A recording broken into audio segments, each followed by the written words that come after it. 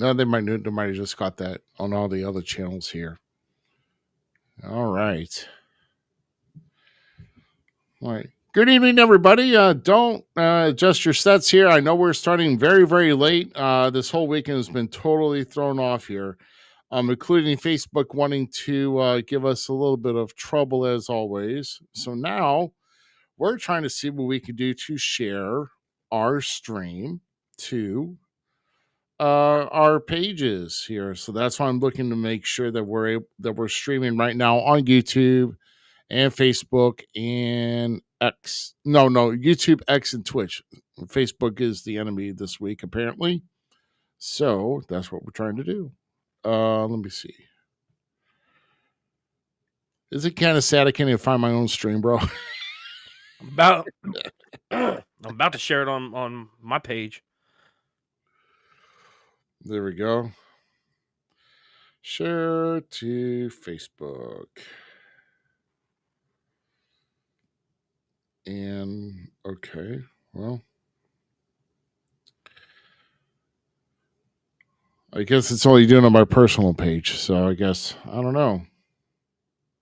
I'm about to share it to We Talk Wrestling right now. I'm about to share it to share to Falls. If you can share it to Falls Count everywhere, that would be great too. Already apparently did. I got you. Yep.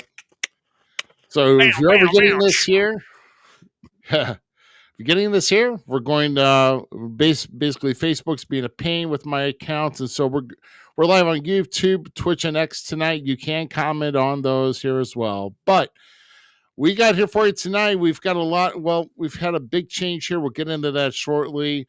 Our future guests we've got to reschedule, but we do have this here for you tonight. Is episode number 184. Of course, the big week with NXT Roadblock, and of course also with the big Raw out of Madison Square Garden, SmackDown out of Barcelona, Spain, and of course TNA Sacrifice that happened this past Friday as well. It's all in episode number 184 of the Falls Count Everywhere podcast. It's coming at you right now.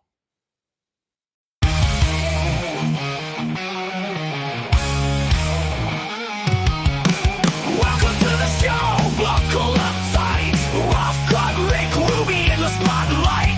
Shadow City Mouse fans breaking it down. Best wrestlers podcast in this town. Blood and sweat in every word.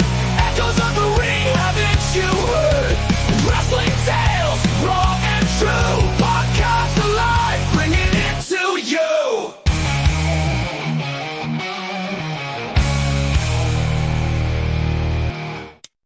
And once again, good evening, everybody, and welcome to the Late Show.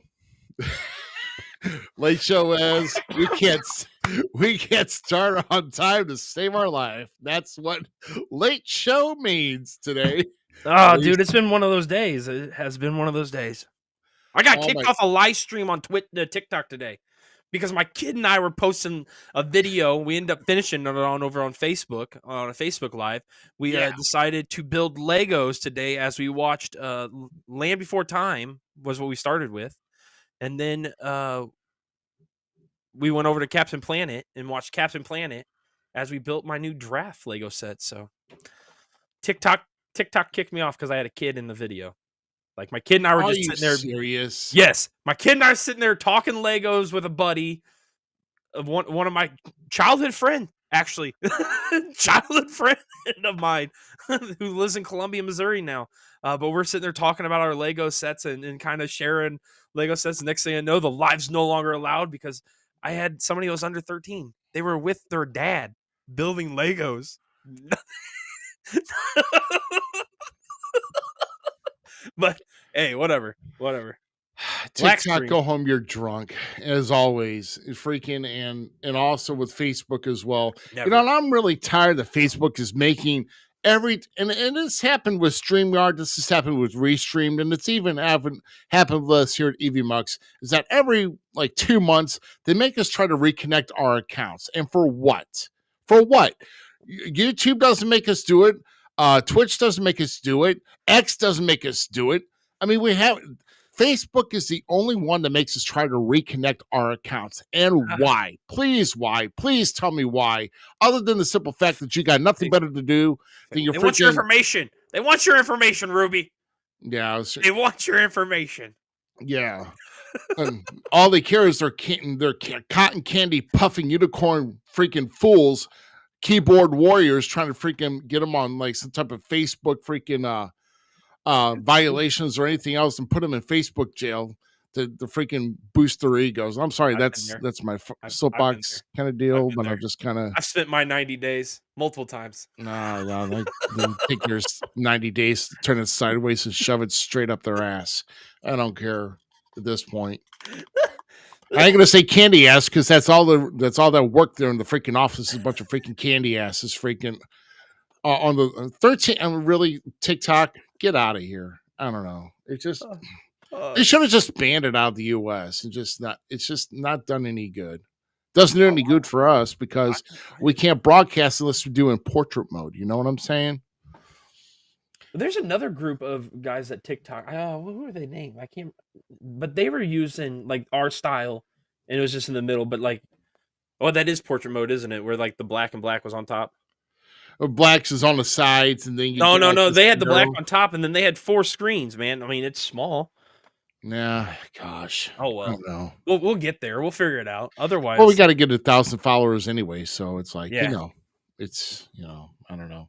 I'm getting real tired of Facebook, I really am. But yeah, a lot of people connect to me on here, so it's like you can't have everything go as well as according to plan, which leads me to this weekend. control what you can control. What right? the hell? I mean, seriously. I'm sitting here. I've got Evan Golden, talking like, "Hey, man, we're going to be excited to have you on," and trying to wrap up. We make the announcement Friday night, literally like 15 minutes before the storm started coming in. I post a show with him coming on, and here we go. Here comes these winds, whoop, and out goes my power all the way, basically, until about 5:15 this evening. So I was like, 12 o'clock, we decided to call it. yeah. See if we could reschedule. And but to do Evan justice as far as him being, because we wanted to research some stuff and bring some stuff up, and then also kind of, we just wanted to make sure we're kind of doing him, giving him the right treatment instead of just trying to rush him. Like, okay, let's try to see what we can do and come up with. I did get a squeeze in his match with Kerry Morton. Yeah, for the light heavyweight, the light heavyweight, light junior weight or whatever. Yeah, the junior heavyweight title. The junior heavyweight title of NWA. That was a pretty dope match, actually. That was pretty slick. 2 second generation wrestlers going at it, doing battle for a very prestigious title. Yeah, it was. Yeah, I mean the junior heavyweight championship has got a long history of that. Still a black man? Are you still? If so, sorry, but you can hear our voices. That's all that matters. I'm sorry. Radio. I'm sorry. I'm not on my real job right now. I can't help you with that situation, sir. So you're going to have to refer to the man. We won't say what Clint says. We did miss you. We did miss you Friday night for Friday night race night over there on Zmiz's Canceled Gaming, we had a great time.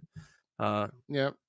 You guys were on last night too, and it's like an impromptu one, and then the races you missed. Dude, you're on fire though in the chat. Yeah, I know. Well, it's surprising how much pent up anger can make you creative. So it's funny how that plans out and how that plays out. So yeah, but hopefully, we posted our links here. I mean, this week we're only on YouTube, X, and Twitch.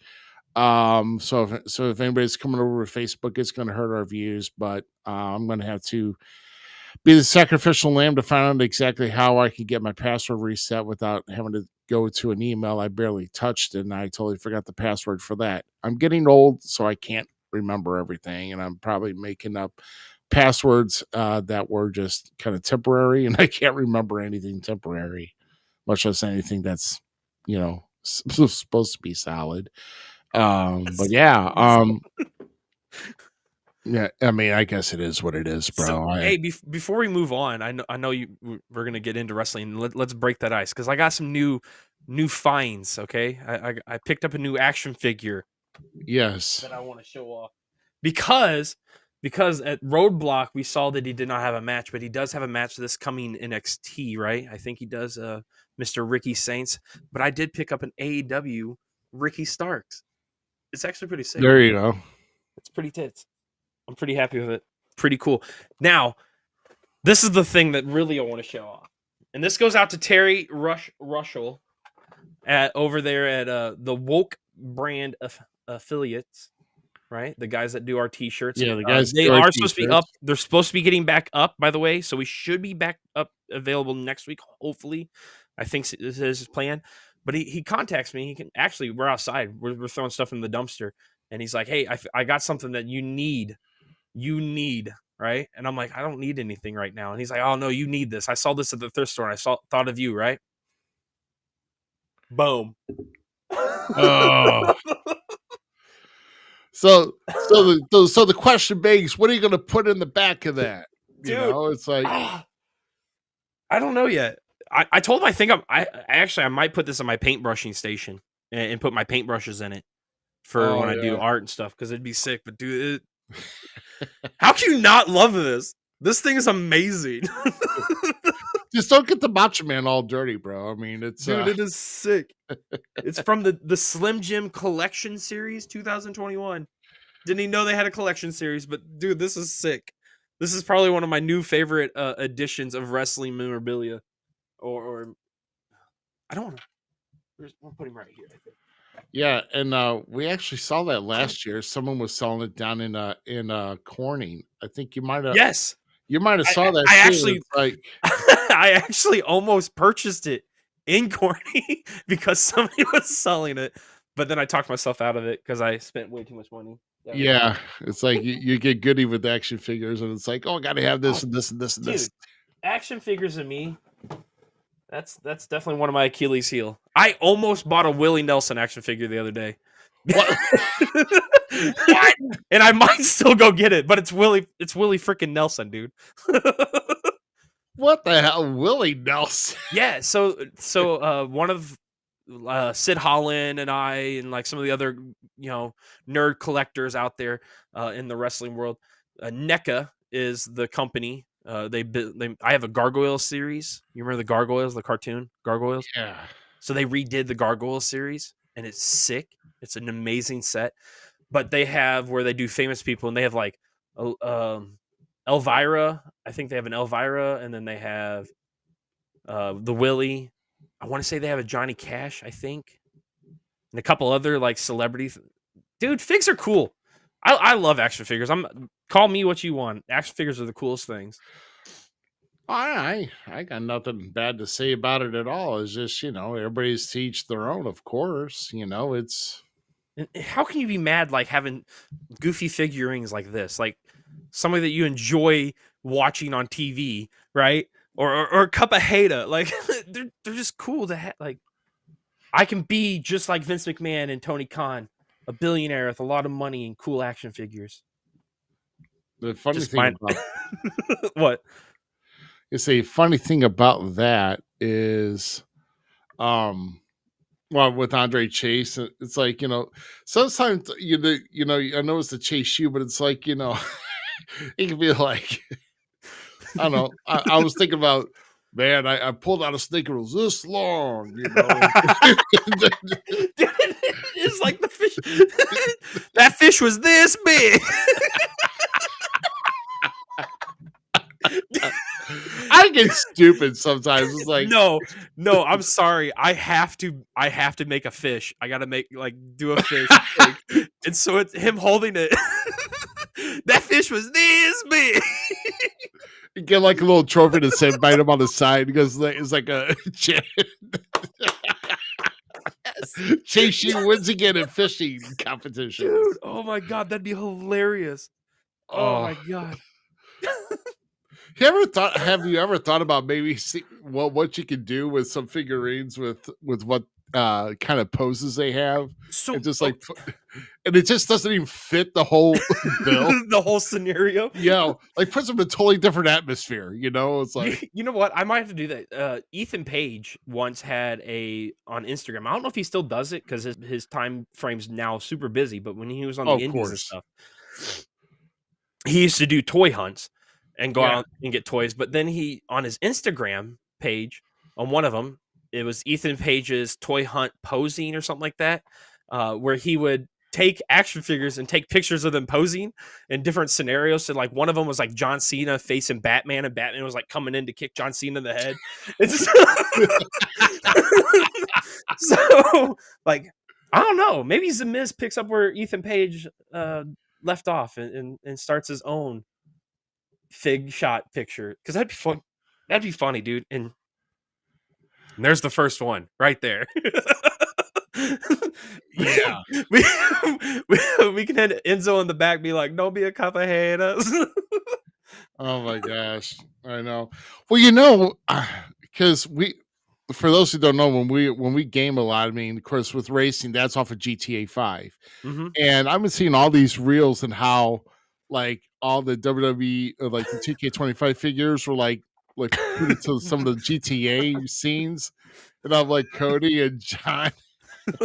It's like y'all are getting stupid with this stuff. It's kind of I funny don't at the know. You same sent me time. that one of 2K25 with Andre the the Giant yeeting down the Oh well, yeah. Well, I mean, no one's going to see Andre the Giant over Yeats, but or even if he was alive, he probably wouldn't. The Undertaker either. one. The Undertaker one is my favorite. Oh yeah, the Undertaker one. That Undertaker's eating.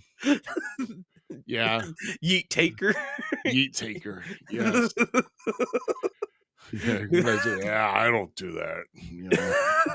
I would love to see what he says about it. You know what I'm saying? Be like, be like, Yeah. what is your thoughts, Taker? What is your Yeah, thoughts? I don't know. I mean, I mean, if he had, like all of his, I think his Broken Skull, not Broken Skull, but 6 Feet Under podcast, I think, are pretty. They're like edited and then they submitted for, you know, I guess the broadcast. They don't do it live what we do. Oh no. Is it? Which I got to give it out It's to us Mac and Davis and Teddy Long, who are Road Trip After Hours, who've been cutting live every Thursday night at 8 Eastern, 7. Is it? No, it's 7 Eastern, 6 Central. On every Thursday night. So Road Trip After Hours. They go on for about a half hour. I gotta think of a better question, because my last week's question didn't get it got answered. Teddy did answer it, and thank you for that. I asked Teddy what's something about old school wrestling that has improved for the newer age of professional wrestling, and he said the social media has been a great asset. Like, and Mac goes, has it not been something that's hindered wrestling too? And he's like, no, because the idiots are going to be idiots. It's improved on how it sells people. So it was pretty cool. Yeah, I know. So I mean, yeah, I know. No, I haven't really. Well, I think I might have asked maybe like one question, but of course I haven't. I Maybe wasn't next chosen week's either. question. I think they know us too well. It's No, like maybe next week's question, I just oppose it. I just be say, so what do you say? What do you say? Sit down, falls count everywhere. You two, us, and let's discuss wrestling. You come with questions, we come with questions, dude. That'd be a good way to do it. Actually, give they us come with 10. ping- Yeah, give us 10 minutes. Give us they 10 minutes. they come with 5 questions. We come with 5 questions, and then at the end of the 5 questions, we each ask them a question of random right there, and they ask us one about wrestling. Yeah, And then we discuss those things. yeah. That'd So be I fun. mean, I still no, I'm yeah, and I'll get to that here in a minute. But also this weekend, I know, with the big storms coming through Missouri, the ACW show in St. James got canceled because they got hit pretty bad. There's some major areas of people that we know they got hit pretty bad with the storms here in around the St. Louis area, and of course in other parts of Missouri have gotten hit too. In fact, I mean, I saw, like I said, there was a tornado that touched down about 3 miles away from my house. So I'm pretty thankful that nothing got wrecked or or lost or anything else of that nature, but you just don't know exactly. And the crazy thing is, this morning it was sleeting, so we went from like Bro, one. we had snow. Uh, Quincy had snow. It's been 30 degrees here all day. yeah, I think. Yeah, We woke up to snow on the ground. 80 degrees. It was 80 degrees Friday afternoon, right? yeah. Today, Sunday morning, was negative, not negative, it was 28 degrees when we woke up. God damn. Welcome to the Midwest. Yeah, I know where it never changes, right? It never changes. Never changes. You guys are flat down there, though. I live in a place where we have a bluff, so the storm kind of like breaks around us a lot of time, Yeah. and we get it. We get storm. It was pretty rough here. It was an odd storm, but it wasn't too horrific. I never lost power. I gamed right through it. It was a good night for me. Yeah. Yeah. Well, I will say that, I'm glad that this whole hell of this weather is done with for now, but obviously, um, it's like I said, it's just caused a lot of headaches more than anything with all this everything happening. But I mean, I'm glad I'm past it though. That's the whole thing. I'm kind of glad I'm past it.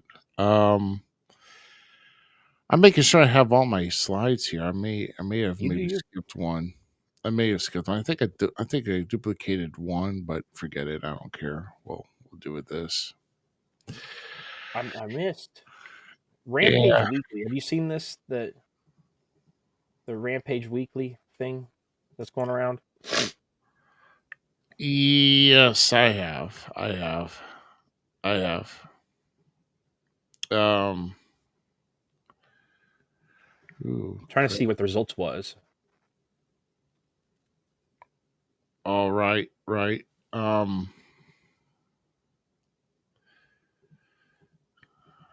Well, it's Because we had NGW showed off their new title down there.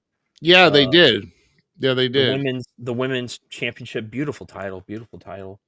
It would have been nice to at least let us know if Shazza McKenzie or Lovely Miss Larkin is their champion. Hold So on. I'm looking for results, man. Where I'm is it? looking for purpose, man. I'm looking for purpose. No, they just unveiled it, so there is no champion yet. Well, I know they had the match last night. Last night No, was the finals. was it for the final? Yeah. Okay, hold on. Chauncey So Shazza McKenzie won. McKenzie defeats Lovely Miss Lorcan it's to advance. It's not to win the title yet. That's what I thought. I didn't think it was. Oh, okay. You had So me on- they just okay. unveiled it, and then I think I don't know when the one is. So that's big news there out of their wrestling. I would have thought Lexi Green would be in the running for that too, but I mean, maybe there's just another match. We'll have to wait till like what, April, May. I don't know for the next one. I don't I know. can't remember the other one. I think it's April. Yeah. Yeah, but you got some. Yeah. I mean, next week for IEW, or this coming Saturday for IEW in Highland, Illinois. Yep, You've, Highland, Illinois. Knights of Columbus Hall, which has been a while since there's been wrestling back in that building. I've been by that several times. It's actually a nice big Knights of Columbus facility, large parking lot. So hopefully you guys get a chance to fill that sucker. Oh, it'd be awesome. Cat being off with Eagle Eye versus the greatness himself, the king of thrash daddy of them all. Justin Poole defending his IEW heavyweight championship. There's some other great matches. Don't let X-Pac with a mask win, please. Just So he's calling Mr. Poole a joke, but Mr. Poole has proven multiple times that he is victorious in all that he does. Because last month's show, was just outstanding. Where we saw Mr. Poole retain his title once again. So we'll see. We'll see what happens. Exodus, I think, takes on Sean Justice in a match because Sean Justice is now part of Dysfunction because he lost to Mr. Jody Ultra in a very, very dominating way last month. So there's some great things to come out of the 22nd in Highland, Illinois. There you go. Yeah. Once again, guys, make sure you're sharing our show. Like I said, always comics, questions, everything else underneath the sun is always welcome, and we'll definitely get things rolling here to kind of lead us off. Of course, we need to mention every time that we come on the air, it is SICW FanFest 3. This coming, well, not this coming, but it'll be here soon enough. It's 2 weeks tomorrow, bro. Well, actually 2 weeks today, because that'll be the Friday, and then be Saturday, May 17th. Starting at noon will be our simulcast. So scheduled to be there, of course, us two. And then, of course, Dirty Heel Austin Cage is scheduled to be here. And, of course, GQ is scheduled to be here. But apparently we're having some communication issues about whether he's coming here or not. But which I'm kind of getting some getting some mysteries on what's going on with Crossfade his situation here, too. But whatever, I do hope he survived the storms really well. I know he there were some issues there, and I'm glad he is okay. Yeah, GQ's got property here that I think has apparently been damaged. Yes. So, yes. But I don't know. But I think it was in Hollywood, Indiana, at the time when it happened. So I don't think it's, and then Beverly Hills, Arkansas, is his other home. So, we are. but we're looking forward to this, man. As far as the Fan Fest, like I said, this is where hopefully we get Mac Davis and Teddy Long to at least set in for at least 5 to 10 minutes anyway, 10 minutes most, and then of course Danny B. Severn's in here, and like I said, Shane Douglas. I keep telling myself I need to get that big landscape picture in here of everybody that's in here, and maybe I might get it in here later, but as of right now, that's what we got for the Fan Fest. So, but like I said, May 17th, starting at noon, that's our simulcast. And of course, you can find everything at sicw.org for all information and for tickets and everything else, packages, whatever the case may be. So they've actually, and the thing, they've actually made a change here too, because I actually drove by this hotel here today. So there's apparently they're sharing there's like a Hampton Inn or like right next to it. So there's like they're sharing properties. So hopefully it's not going to confuse things, but definitely you can see Hilton on one side, Hampton Inn Suites on the other. So just make sure you're in the Hilton, or else you're going to be kind of kind of scratching your head and going in circles, wondering why you can't find it. So just follow the signs. The yellow brick road. We got the yellow brick road because that's mainly our colors, mostly anyway. Oh man, let's go and get into our topics here. So we're just gonna kind of big week, man. Big week. Madison Square Garden. We're gonna kick off here with Raw and our results here, and let's kind of look at this here. Just kind of want to touch on stories here. Jay getting the win over Grayson Waller here, and this is after the match with Gunther, just trying to get him one up on Jay here. So I guess a couple things that kind of come to mind to here, Z, is how long is this going to keep going with Gunther just sneaking up from behind, and when's Jay going to get his revenge before WrestleMania, man? Okay, so there's certain things out of this that I kind of hope to see happen. Let's sidearm book real quick. With this whole thing going on, I think we all feel confident in saying, as of right now, that we believe Jay is taking this belt off of Gunther. I don't think this is a bad thing either. There's a certain guy in the wakes of Gunther that I think that could be elevated more with Gunther losing. We already know Gunther's main event. We already know Gunther's a challenger for any foe, right? Right. But with Gunther taking these, sidearm tricks by continuing to attack Jay from behind, something that Gunther hasn't done his whole run. He really hasn't been a blindside person. He's had the goons be the blindside person, correct? Right. Exactly. So now he's becoming the goon in some sense and blindsiding. Kaiser's back here getting dubs and getting wins and still making himself more relevant than Gunther. And I know it's the lower scene, right? But I really hope we get a Gunther Kaiser feud out of this whole thing. That's what I'm really like stacking for. Like, how can we tick the next box? Gunther went up. Now, how do we bring Kaiser to the next level? Because we already know the other guy couldn't hang. He got those walking papers. So Kaiser still got it. That's what I want to see out of this. I truly believe 100% Jay's winning this title. Like, I'm not worried about this right now. Gunther, keep being a little wiener. I liked you better when you were, the ring general, not this jabroni. Right. Exactly. Yeah, he's kind of fallen into the trap of trying to be with the people, and he just needs to stand up.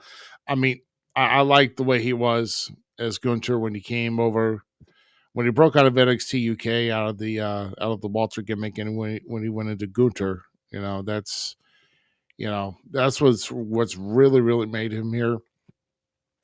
So hopefully, hopefully we get a little bit more seriousness as far as that's concerned. But yeah, there's a lot on the cards that's with everything happening here that says Jay's going to be having a big night at WrestleMania 41, whenever, and I think this is going to be main event night one. That Vegas crowd is used to yeeting. They're going to be eating in a way different version now. That's what's going to happen in Vegas. There's going to be yeets all over the place. Yep. And thank you for Pat McAfee making yeet just sound way worse than it ever was. Hey, we've noticed more YouTube and X people have gone on and joined us here tonight. Make sure you're sharing our show. We're having a big discussion here as far as what's happened this past week. Right now, we're on Raw, Madison Square Garden, and our next. Who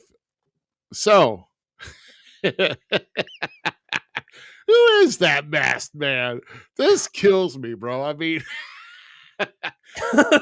did we not come with a theory here as far as who eventually is going to be this dark luchador? But it's kind of funny here that, it's dressed all in black, and the whole it looks like another version of the Patriot that's coming in. This is a better version of Patriot. That Patriot, that so-called Patriot pills crappy beer now. Oh no. No, you're thinking Real American. I'm thinking about the Patriot. Okay. Oh, no, I'm thinking about the Patriot that came in here in 96, 97. That was Del Wilkes, from God rest his soul. Came in and he was the Patriot over in AEWA and all that too. Now I know what you're talking about. Thanks for refreshing me. It's all right. I just know a lot of I'm a freaking my wrestling nerdism's coming out. Sorry, That's why books unfolding. So, but no, this is kind of funny here. And then,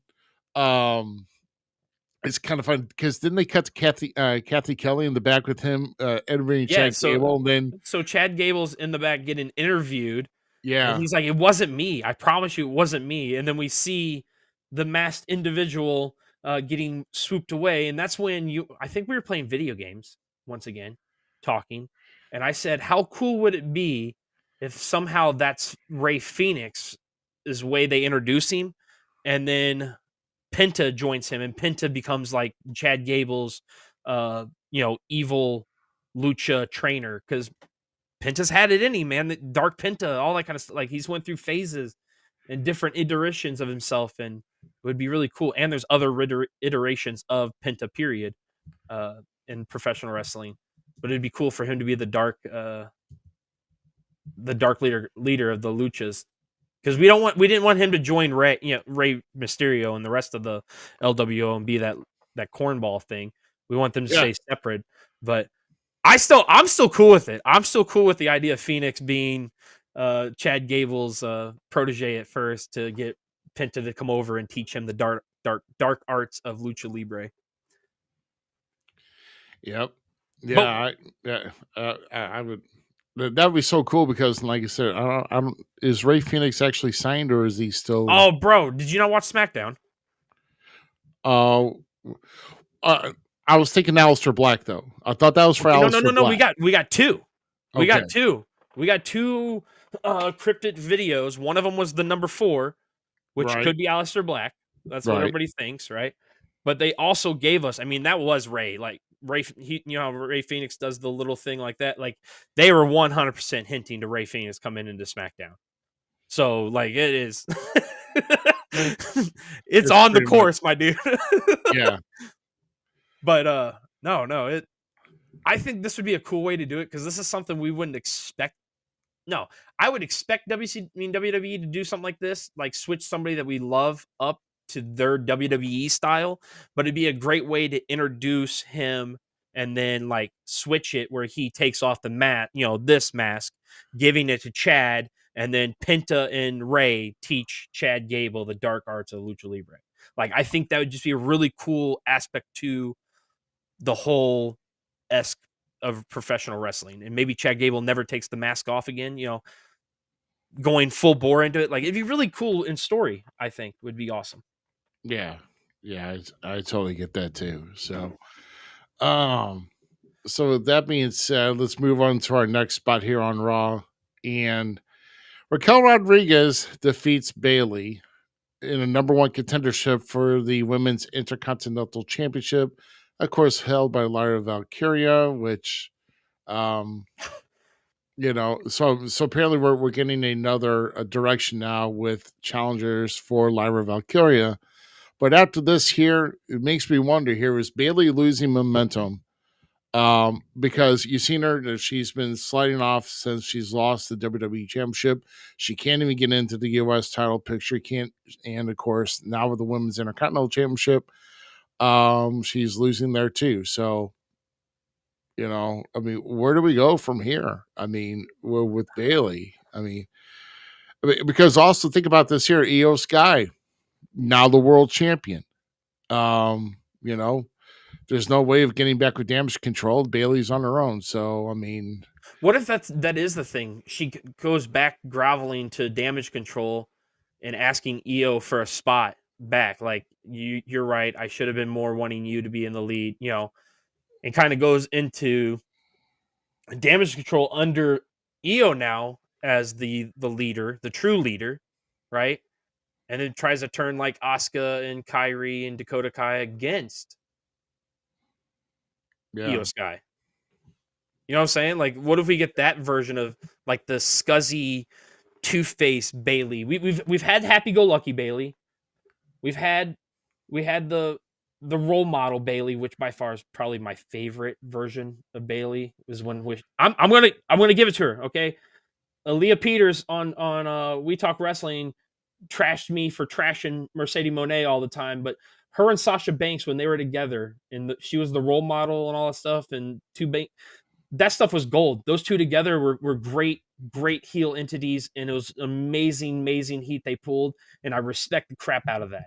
Okay, that's the only time Sasha's been cool to me. But this whole side of Bayley now, we can get maybe a crybaby version of Bayley or this other. I truly believe Bayley is the unsound hero of WWE's women's division when it comes to the workhorses of that division. She, bar none, can have a great match with anybody, can stand out, gives us great promos. If there's one of the females that rival men on the mic, it's Bayley, 100%. Like 100%. Bayley is a monster at the stick.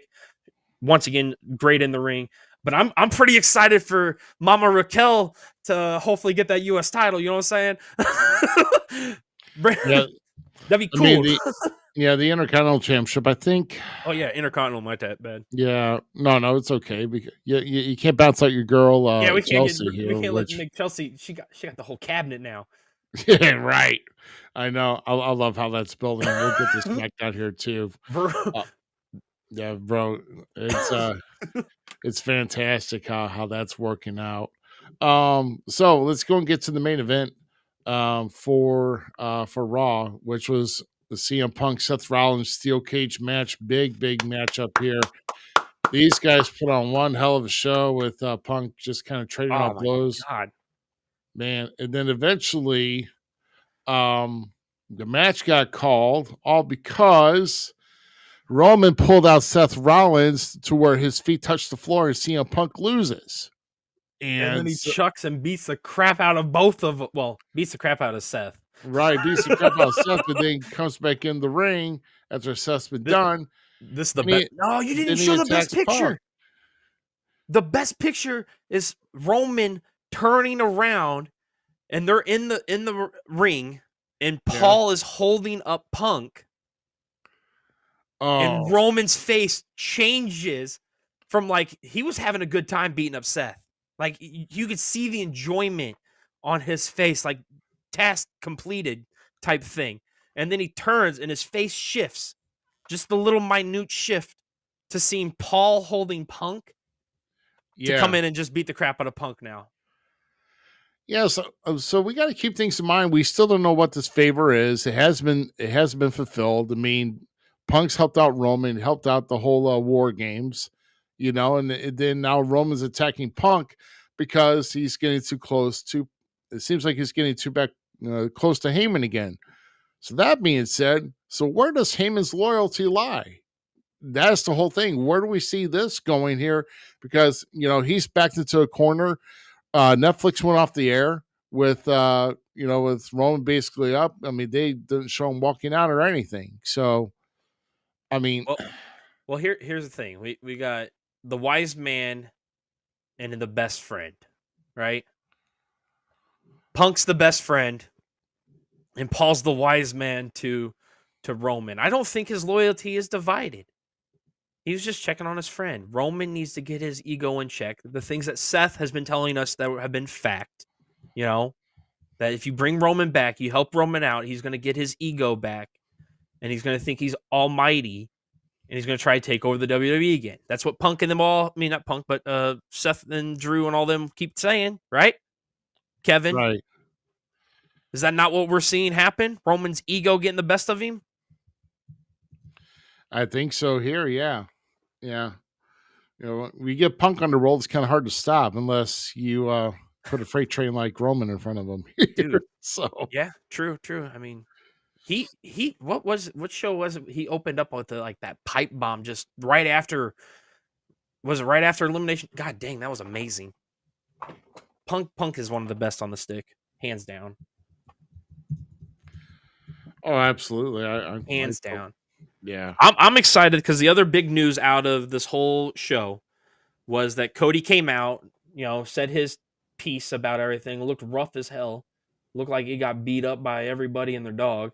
Thank you, Travis Scott, for bruising poor guy like that. Oh my God. But we find out that tomorrow night, John Cena will be live on Raw to speak his truth. I truly hope they don't change anything about him. Everybody's all worried about we've seen him change. He's wearing a leather jacket now. Don't change any. Just give me regular old John Cena. Nothing happened. Right. Don't give me some Hollywood BS. I just want regular John Cena. Nothing ever happened. It was just another day at the office. Because to me, that's how you keep John Cena, quote unquote, a hill. You know what I'm saying? He's been a bad guy to so many of us for so long, and then everybody else has cheered for him. So what makes the difference?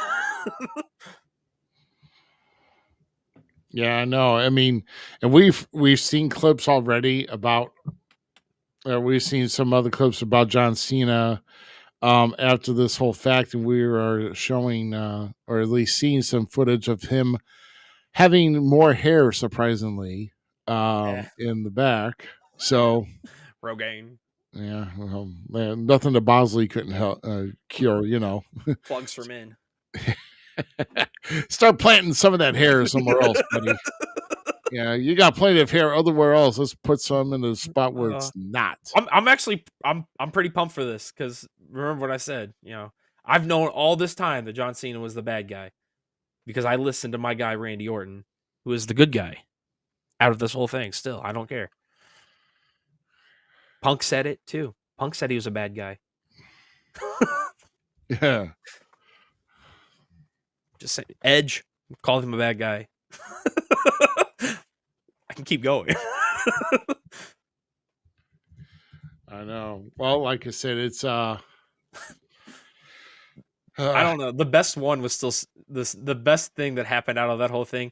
One has been R-Truth, of course, with his tweets about like it's not true and yeah, stuff. But Zack Ryder, not Zack, Matt Cardona's response was like we didn't see that one coming or something. That was right. funny. Shoot. Yeah. Well, I mean, Cody Rhodes, John Cena underneath the same roof tomorrow night in Brussels, Belgium. So they're still in Europe. They're doing these live shows. Which, by the way, if you are going to watch it live, it will go live at 2 p.m. Central, 3 p.m. Eastern tomorrow. Then, of course, if you don't catch it live, hello, it's on Netflix. Just go back and watch they have it on there. So just play it at your convenience. I'll be Stop, pause, or watching. whatever. Watch it after dinner. It's not like it's going to be there anyway. Nothing's going to change, but they got to record it live. Um, so yeah. So let's move on to Roadblock, right? yeah, we're moving on to Roadblock with NXT. And here we go. So kicking off here, I've got to say here that I'm pretty Why does it look like Matt Hardy's taking a shit? I'm not gonna lie. Okay, low key, the side effect is one of my favorite moves. Like, no bullshit. yeah. There you go. Yeah. So I was kind of surprised. I mean, of course, the Hardys are the Hardys. They're being billed as one of the greatest tag teams of all time. One of the greatest. And then, but Fraxium, but it's always somehow one. It's either Axiom getting Frazier accidentally or vice versa, and that's basically what happened. With I think it was Matt that put the side effect on Axiom, and then I forgot who took the pin, but it was basically side effect Swanton, and boom, there you go. So the TNA World Tag Team Championships are on the line. So no double champions for Fraxium. Hardy still retain. I believe they did shake hands afterwards, but It was a good match. I mean, I was actually surprised at how well they went, though. Yeah, it was. I was actually pleasantly entertained with it, but that's we can sit here and make fun of Jeff all that we want, and I can say that he's not, the greatest wrestler because he's not. You like him because he falls off stuff. Let's be honest, people. There's nothing wrong with that. But the Hardys have always been good about putting over the other guy, even if they're winning or losing. Right. So, and then Fraxium, that team, I'm sorry, that team is a duo, as singles as we saw on Raw. No, not Raw, SmackDown, this past SmackDown, when Axiom took on Gunther. Those two dudes can just go. Like, I could watch those two guys wrestle anybody or each other or anyone solo, anyone as a tag team all damn day. You have those two elements together and the knowledge that Matt Hardy and Jeff bring to wrestling, man, you're going to have a good show. It was a great show. I was really pleased with that match. Not going to lie. Yeah. It was actually it wasn't bad at all. And I was, definitely pleasantly surprised with it. But I was kind of hoping it's like we always keep wondering when we hear these cross promotion matches now between TNA and NXT. It's like where we're going to see this history being made. Who's gonna who's from NXT is gonna win a TNA title, or who from TNA is gonna win an NXT title? We always wonder. But But with the next match though, it's just a showcase with Jordan Grace just outshining and just getting the best of Roxanne Perez, of course, former two-time NXT champion. Um, Roxanne having a lot of momentum in NXT, but been kind of slipping a little bit here. But it's definitely happy for Jordan Grace to get this win and kind of put herself out there right in the title picture. Um, so it kind of makes you wonder here which way she's going to Title go. picture. What are you talking about? The women's division alone in NXT is like it's off the chain. There is the ceiling is only so high for these women because they're going to be shattering it even more here coming up, in my opinion. Especially with what happened at the end of Roadblock, but we haven't got there yet. But it was a good show. Yeah. I was pleasant. Like this is one of the cool things about what WWE's been doing right now. This is me personally feeling this, so this is opinion based only. Okay, so don't get everybody get hurt, and if you agree with it, cool. If you don't, then don't agree with it.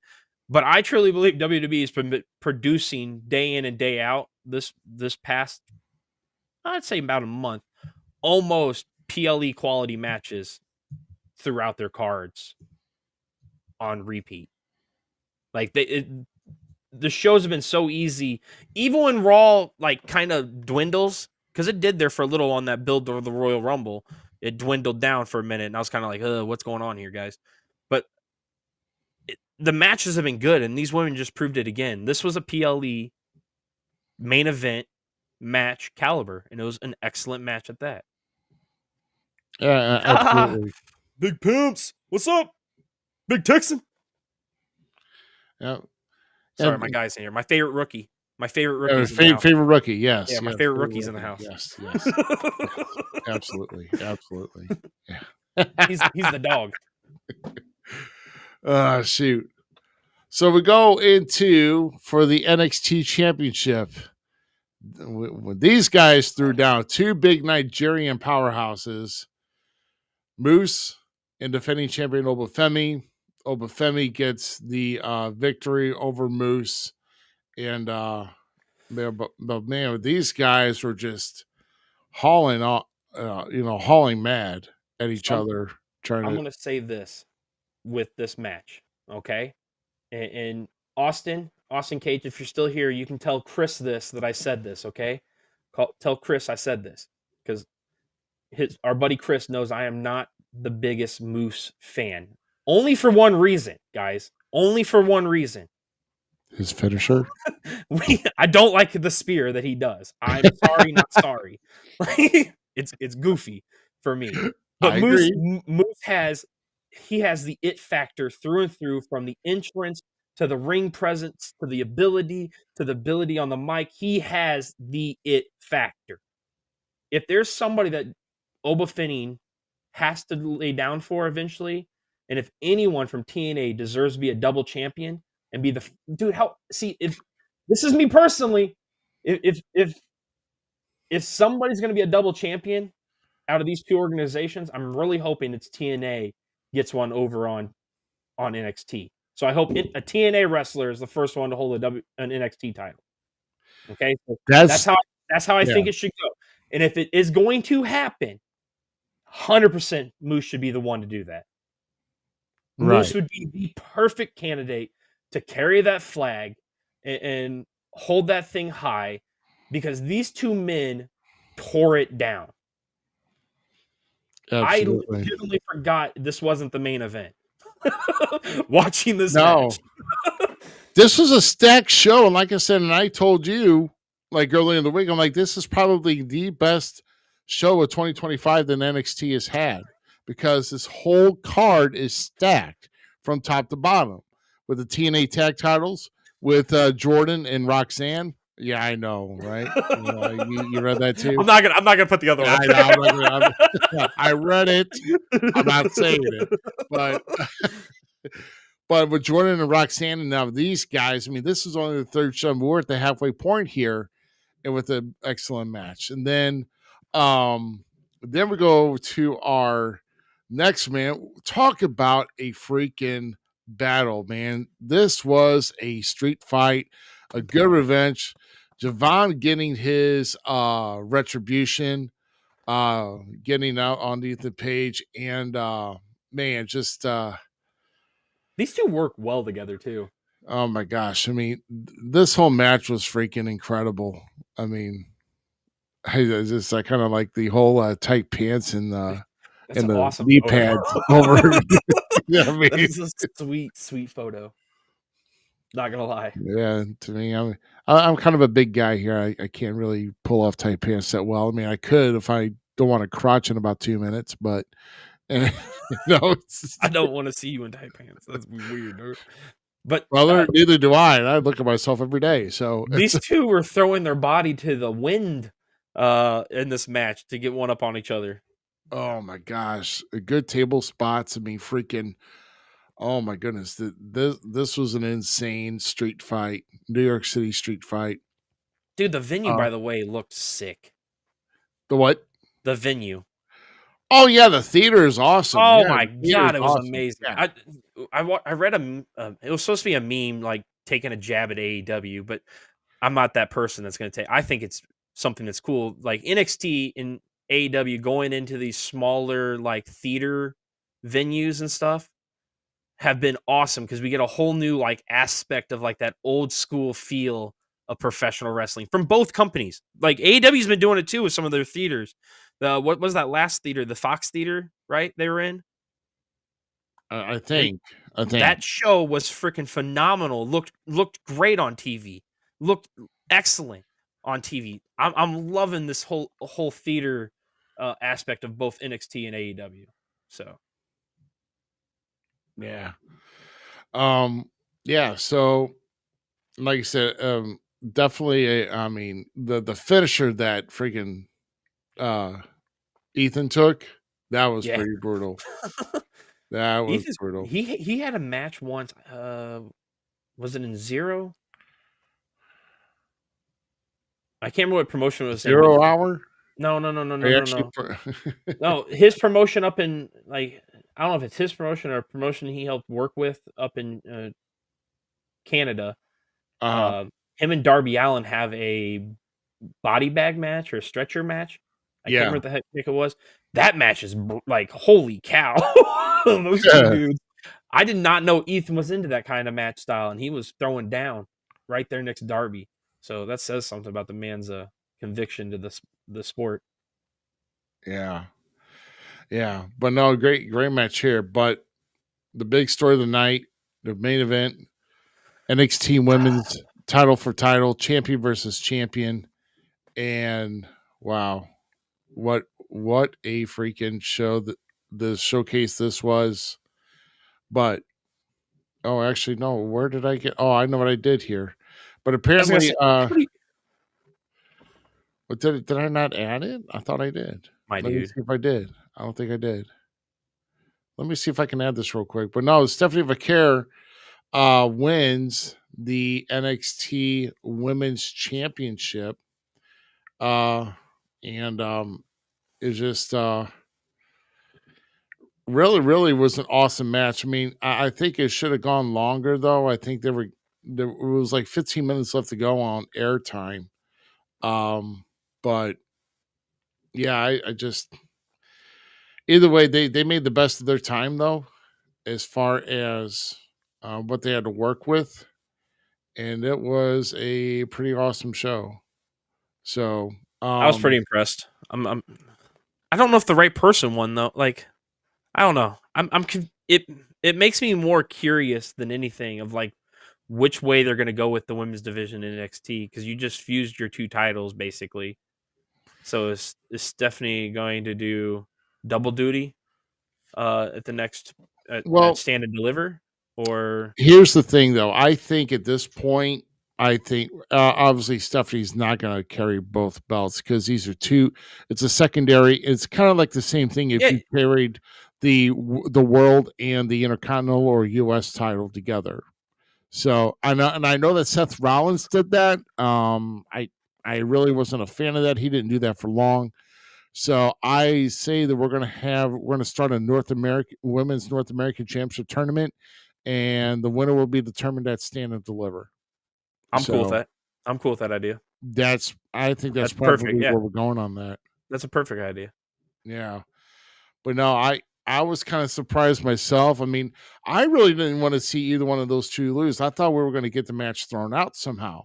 But no, there was a No, clean they went down. finish. Yeah, I see. I thought we were gonna get an attack from God dang it, the beautiful people wannabes with Fallon Henley. Oh, you're talking about Fatal Influence. Yeah, Fatal Influence. Yeah, I don't and know. I thought we were gonna go that way, kind of thing. Well, they were setting up kind of that with Stephanie when she won it, because Fallon was all still peeved off that she lost the title. Well, And those three women, they don't really have anything right now, so yeah. it would have been a good way to go. I'm thinking though, at some point, I mean, I really think it's Stand and Deliver though. I'm seeing a triple threat for the NXT Women's Championship between Stephanie, Julia, and Jordan Grace. 100%, and I'd be down with that. Oh my God! Can you imagine the showcase? We win. Those two will put on. I don't even care. You just said that to me, and I don't even care who wins the match. We already won just watching it. We won. Yeah. Like, we won. Those three women, oh my God, they would just tear the house down. If that wouldn't be the main event, I would be curious to see who Oba takes on.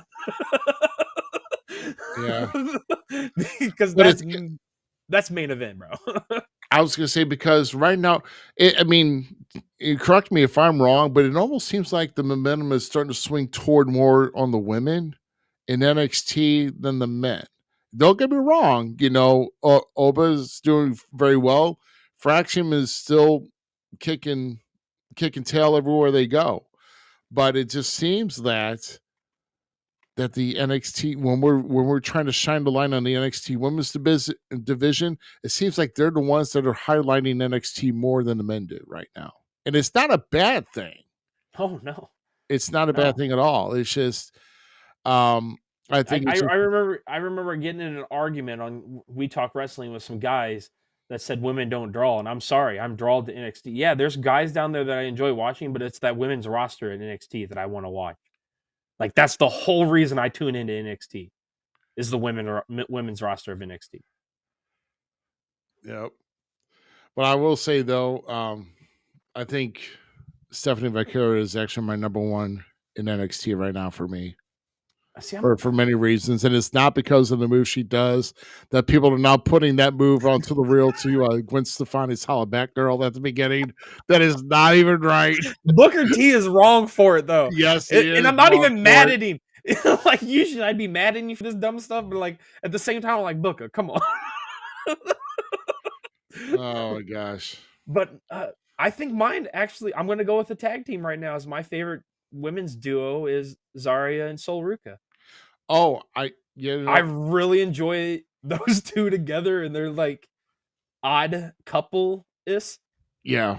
So I'm into that. Great. Not that Stephanie's good. I think I'd be a more Jordan Grace fan. I'm not gonna lie.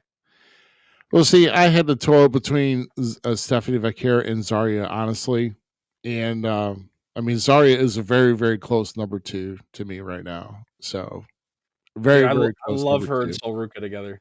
Speaking of Sol, she'll have her opportunity this week against Chelsea Green for the U.S. title. Yep. That's all right. And I like how she went on X to petition it just for the sole reason I don't want to do it. Chelsea is the gag, bro. Oh my God. There is nobody more entertaining right now than Chelsea Green. And the cabinet, of course. You can't forget the whole cabinet. Yeah. Oh God. I can't. I want to always call her Peyton. What? Oh, Piper Niven? Piper, yeah, thank you. I love her.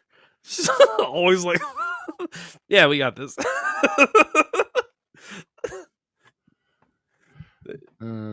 Albert Fire just joined. I'm pretty pumped to see what those two. Like that'd be a sweet tag team between those two. If you bring back JBL posted a picture about the cabinet, the original cabinet that he did with Orlando Jordan and the Basham brothers, Oh, right. Doug and Yeah. Danny. Uh, Jillian Hall was the secretary. yeah, that had the big mole on her face that Boogeyman. Yeah, that the Boogeyman ate on. I was like, oh. That was terrible lighting. But what if JBL came back as like the head of her security? That'd be hilarious. Dude, I that'd heard be, that was like, I'm telling you. Oh, never mind. Continue. Sorry. I was gonna say that thing with Jillian Hall. I heard it was like, I thought it was like a row of like gummy worms that were like wrapped up and it like stuck to her face. I have no idea, dude. I remember as a kid, like I knew it was fake, but it still disgusted me watching. Oh my god! Like, I mean, what? I mean, I knew it was fake, but just the thought of having somebody just peel something off your face and eat it is just. Poor Jillian Hall. Oh my gosh, I couldn't take it. That woman had no good gimmicks in professional wrestling. Oh yeah, especially the singing one, boy. Oh, terrible. But I would love to see JBL somehow come back, like bring his own APA. Oh man, that'd be something. To Chelsea Green, you know, like let's keep going with this because Chelsea's onto something, and I think there's ways to build. Maybe it'd be whatever JBL is doing, going around to these different promotions. Who knows? But I want to see JBL back on TV. That's just me personally. Oh yeah, yeah. We haven't seen him lately. He would be a great manager, and to see him, you know, pick two boys or something out there that need to be a tag team, and then that's the new APA or something, or they somehow incorporate it in and helping Chelsea Green out, dude. That stuff would be. Yeah, I get it. Or Matt Cordona's the one that he's helping. Right. Well, we're gonna move on to SmackDown first, and let's kind of take a look at. Well, sorry, I got to jump back up here. Well, no, not that. Hold on. There we go. So, Randy Orton gets a victory over Carmelo Hayes and actually gives him an extra RKO for his troubles after trying to shake his hand, and Carmelo wasn't having any part of it. And so he gets hit again. And then out of nowhere, we get Kevin Owens trying to sneak attack, and then these two are battling to the back. So I guess, obviously, these two are going to meet at WrestleMania. 100%. Question is, what stipulation, like what type of match do you think these two should be in, though? I mean, that's the whole thing, because it's got to be some type of grudge.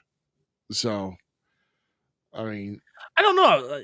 It's kind of become Kevin Owens' thing to do a false count everywhere match at at WrestleMania. Let's do it again.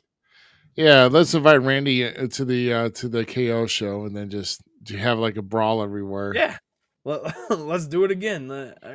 I'm cool with whatever they do. I think it needs to be a false count everywhere or a street fight. Something like that. A Vegas Strip street fight.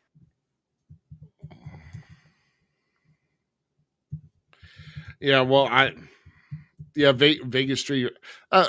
Did we discuss this already? I mean, about a stipulation where they fight up and down the strip. Was it KO and somebody already? Yeah, that's what Alan said. Alan said they should recreate the Roddy Piper Dusty. Oh, right. Yeah, the whole Hollywood backlot brawl that goes across the entire town. Yeah. with the bad video clips of the freaking Ford Bronco chase of O.J. Simpson. Actually, that was the actual footage. I'm like, you guys have got to be kidding me. Really, you're putting this over? Dude, wow. That stuff is amazing. Oh my god. What? Hi, how you doing? What? That's not her. That's fake. I know. We'll entertain it. Hi. We'll entertain. I can't wait for Raquel to take your title. I was gonna say, you're worried about Raquel taking your title, Lyra. That It's coming to Judgment Day. Could be that. Only our dude. show would we get something like this, some type of freaking some wrestler I'm cool with it. troll. I'm cool You with know, it. oh my god. And I'm waiting for John Cena. No. At the Wrestling 3000, John Cena. Oh shoot. Oh, so with the next one here, so looks like McIntyre's found his target now. Wasting away Shinsuke's or at least Damian Priest's opportunity at the United States champ. Well, no, not the United States Championship, just facing Shinsuke because Shinsuke lost it last week to LA Knight. And we'll get to Shinsuke here in just a short bit, but you know, I'm trying to find the reasons why this attack happened, and maybe I'm not Because seeing it. Priest Why? is the one that took the belt off of Drew. Oh, are we still bitter from last Oh, year? 100%. This guy holds a grudge forever. Drew's not in his right mind, but at the same time, he really hasn't lied to us once. Well, I thought KO never lied to us, which technically No, he has. He doesn't. Him, Seth, and Drew have not lied to us once about anything they've said. They've been honest men about everything, and Priest got in the way of Drew, and now he's also, I'm not mistaken, Priest eliminated Drew from the Rumble too, if not mistaken, and pinned him into Elimination Chamber. All right, yeah, he eliminated him from the Rumble, right? So yeah, so he's so Drew's just bitter all around, and if you can't have one of the bloodline people, might as well attack the next best thing. right, exactly. Well, where was I? Oh, never mind.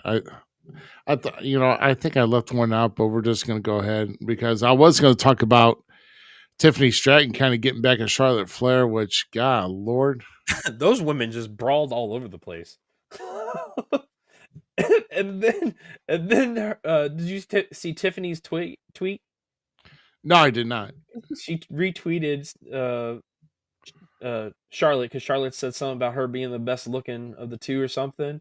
And Tiff said, "You want to talk about looks?" Because Tiff be fine. Yeah. Good job, Kaiser. Good job, Kaiser. Hey, respect is respect, bro. Yeah, no, I get it. Absolutely. Oh, so how about we do this? Did you put anything in there about Jimmy at first, starting the show and wanting his chance at the U.S. tag team titles? Oh, at the U.S. tag team titles? That's what he says. He asked LA Knight for a chance at the United States tag team titles. well, first off, this whole show, the beginning of the show was screwed up to begin with that, and then Solo almost dropping an F-bomb on network television. And he's probably thinking, well, these people don't speak much English anyway. Like, I think I noticed. He's chuckling so hard, dude. Yeah, a fool out. He broke himself.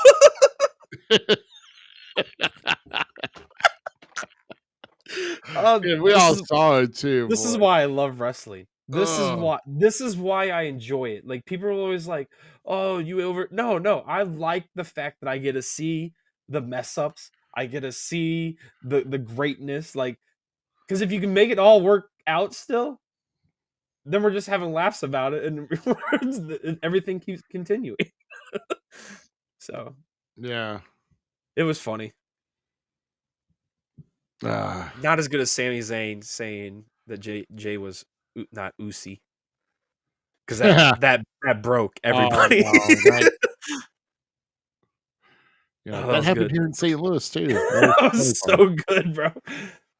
Yeah, that was that was great. No. Stay right here. Triple H, Booker T, and them trying to get Undertaker to.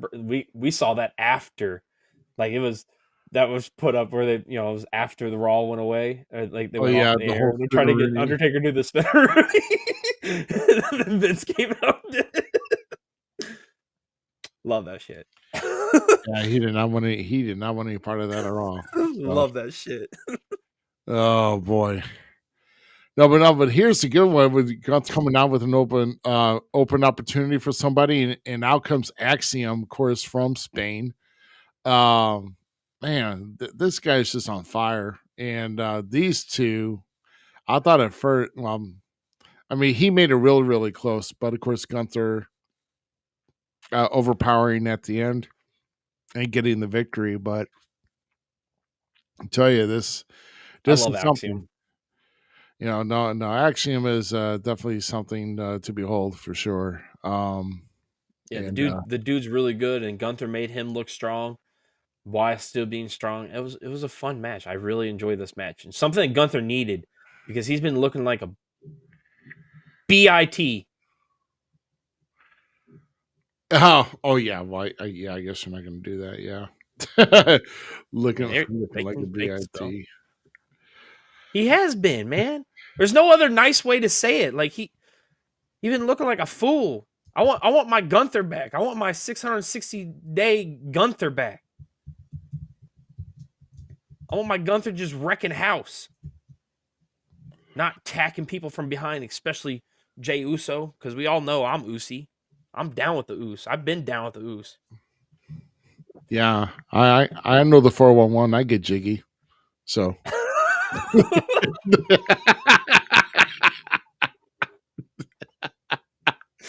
why did I get that picture of Will Smith and when they're on, oh god dang, what that movie was?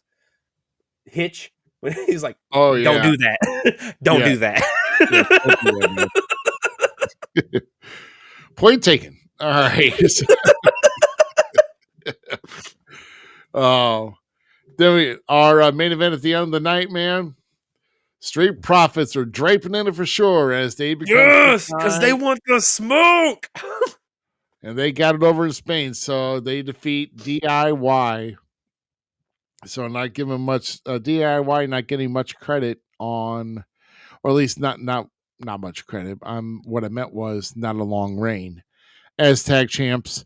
So man, like I said, this tag team division in SmackDown, it's definitely more active than Raw's tag division. So Yes. Raw is actually lacking some. I don't know. They just can't find anybody, or they're not forming good tag teams. I don't know. I mean, what do we got? War Raiders and American Made, and who else? The Creed brothers, and then you have Creed brothers. LWO. Okay, next. And then you have because I'm not excited I'm not excited about the LWO because you have the Judgment Day. I mean, unless New Day starts picking it up again. Oh yeah, I forgot about the New Day being there. You can't really include the Judgment Day right now because of there's so many. Carlito's there. Dom and Carlito being tag team champions. Oh, that'd be cool. No pun intended. Yeah, I mean, but you got to make it happen, though. Carlito, it's just like Carlito's just in the background playing video games and being goofy. I mean, he's not really. Don't disrespect Carlito. Oh, man. No, we need the Carlito Caribbean cool, man. I'm down with that. I'm down with Carlito and him. What if they have like a Finn's going for that IC title? Yeah, potentially. Or no, he is, because tomorrow night he gets a shot at it, if I'm not mistaken. Against Braun? So if he won the title by chance, let's just say he does, then he could use that as ammo to go against and Carlito not having tag team titles. So then we could get him in there. And then they could fumble around and win it or something and keep it going, so they're playing video. I don't know. Do something fun with them. I love Judgment Day, so I can't say anything. But the Street Profits winning is what's best for business. Because for one, I got to watch my dude, Angelo Dawkins. D'Angelo, what the hell? Angelo Dawkins look like the stud that he is. Because everybody talks so much about Montez. Montez this, Montez that, Montez does this. Montez is good. Okay. Let's get that straight. I do like Angelo Montez. better. But Angelo Dawkins is so much better and smoother and cleaner and crisper with everything he does. He just blows my mind. The guy's athletic. It is just phenomenal. I want to see more of him. I want to see him highlighted more. Montez, you keep doing you. I'm not mad about you. Just your boy needs more time because he's awesome. It's almost like Montez is a skinny version of Mark Henry, like what Mark Henry would be if he was a luchador, and then another version of D'Lo Brown. That's what I get from these two guys, and I love it because I'm a huge fan of D'Lo Brown, and Angelo Dawkins fits that bill for me. You remember when D'Lo and Mark Henry a tag team? That was a good tag team. I miss that tag team. Oh yeah. I know. I went off on a tangent. Sorry. No, it's all right. No, I mean, but before we move on to our last part of our last segment here, because I did mention Shinsuke, there's a lot of reports that are going out that Shinsuke is not, or WWE is not renewing his contract, which I'm blown away because with Shinsuke going in, I mean, Shinsuke was actually getting over, whenever he had that whole entrance and when him and Rick Boogs were together. And then when he finally decided to turn heel, I mean, just this whole mystic and like Dark Red Dragon type of a gimmick. It seems like. I mean, this is probably one of Shinsuke's best gimmicks, and I'm just surprised, and that's probably the reason why he dropped the U.S. title back to LA Knight, because I don't see Shinsuke being around much longer, which I'm not really happy about that, man. So, I mean, obviously, we're probably going to see him back in New Japan, probably. That's where I feel like he would go back to. I said it on We Talk Wrestling, and I'll say it here too because I'm not against it. If I'm not mistaken, Shinsuke Nakamura didn't want to wrestle forever, and that's kind of one of the reasons he came over here, because he wanted to like go surf certain spots, and WWE was going to afford him to do that kind of stuff. That's what all the backstories have said. Okay, and if that's the truth, which it could be, it could not be, I'm cool with what he did. He got to show himself to the American population and the broader wrestling fan, because not everybody knows who New Japan is, and that's sad because New Japan has a bunch of great talent over there and should be recognized more worldwide than it is, because it's been around just about the same length of time as the WWE, actually, if not longer, if not mistaken. Yeah. So I would love to see him go back there, maybe do some, retirement matches, or go work in a dojo and help grow more talent from over that way. But him versus Gabe Kidd would be one of my dream matches before he put up the boots. Just throwing that out there. So, like, do that. I'm hoping for that. But I wouldn't mind a stop off in AEW for Shinsuke to hook up with some old people, old friends, maybe paint the canvas a little bit over there, and then head back over to New Japan. So if it is the end for Shinsuke, I don't like it. I'm still going to follow him where he goes. I would love to see him do more in WWE, because I think the male Japanese wrestler is not highlighted enough in WWE, as how the women have progressed very well within the industry over in WWE. So I would love to see more Japanese wrestlers anyway. Yeah.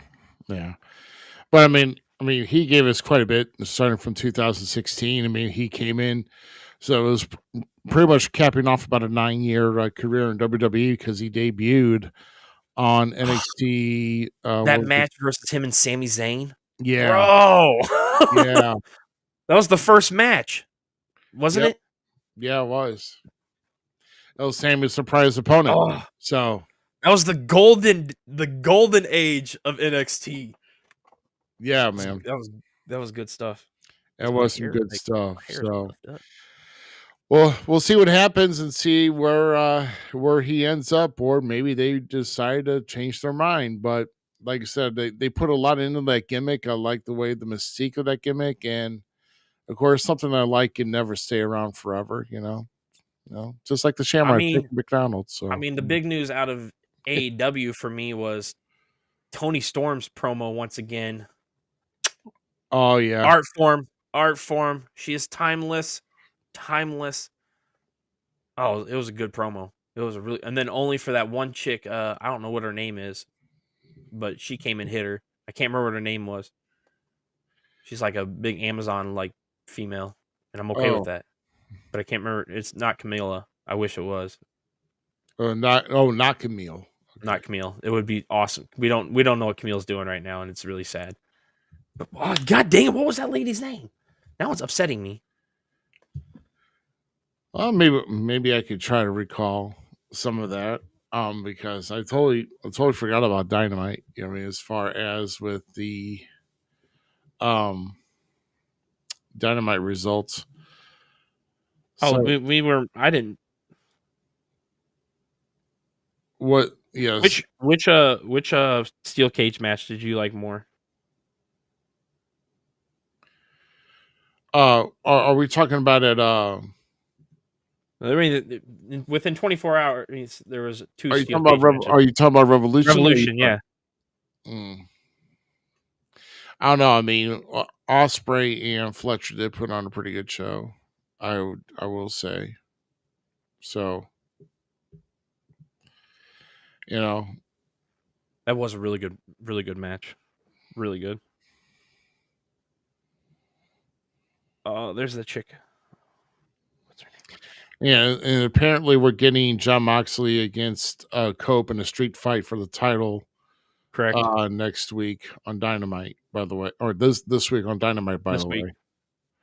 So the whole hype for Revolution has now just been put to shame again because I could have waited.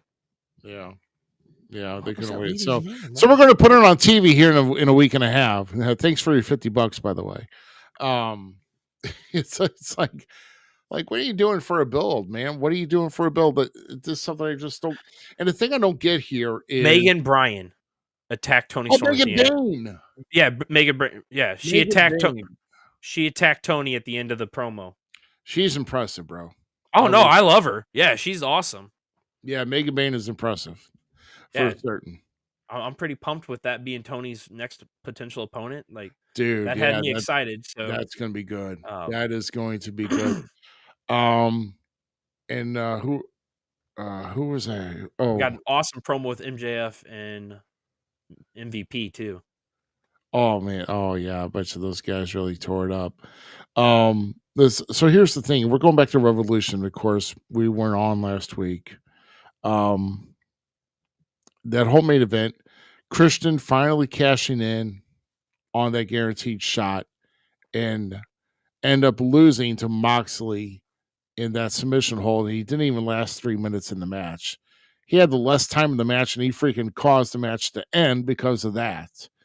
It's like, I don't know. It was goofy. Can someone tell me what is the whole mystique about Moxley? Can someone please tell me that? And this wasn't this whole thing about the death. If we're going to get on this open situation now with AEW with the whole Death Riders, okay? Is this more of like a company takeover? Because it doesn't feel like it. It doesn't. It's not even close to what they were with the NWO or anything of that. It's not even close, bro. Not even. For me, it's not even on Nexus level. No. Nexus had a stronger takeover than these guys. It's just like, oh, we're just going to wait and get our spot, but we're going to take over the company. So, well, you'll see when we'll be out there you'll see us when we get out there. It's like you're just waiting for a spot. It's like you're just like anybody else. There's no mystique to the Death Riders. Poorly done, poorly written. As far as if this is supposed to be a company takeover or a change with the company, we're not seeing it. What's the change? We haven't seen the freaking world title because you carry around this freaking briefcase. Big deal. No one cares. Okay, so there's no title. Big deal. It's a prop. In this case, go watch the Tony Storm promo from this past week. How she fries the crap out of Moxley. It's beautiful. It's beautiful. Like to feel that competitiveness now showing like in the other promotions, because you and I, we're tuning in because of Tony Storm. It's not John Moxley and Cope's feud. No. So I truly believe they shouldn't have been in the main event. That's how Tony and Mariah May should have been the main event of that pay-per-view. 100%. Yeah, that freaking match, that it was a live cinematic match. That was a masterpiece. And I'm telling those you, women told us a story that no one could have thought would have been the story, because that thing was beautiful. Beautifully done. Very well done. so, and like I said, I thought this whole thing with Cope just coming back to maybe possibly get a shot and maybe finally take over these Death Riders, but it's like, it's just basically like a simple feud. Like it's like a faction. It's like a small faction feud. It's not a big deal, bro. It's not a company takeover. So I would have been cool with Christian actually winning and taking the title. That's kind of what I was hoping for. It's like they build him up, because you see he's checking out. He's holding that contract, every other week. And just periodically, he's trying to look and see what his spot is going to be. It's like, and those guys were both down. They were worn out and everything else. And he decides to cash in, and then ends up freaking being the one who takes the fall in the match, not even in the match for 3 minutes.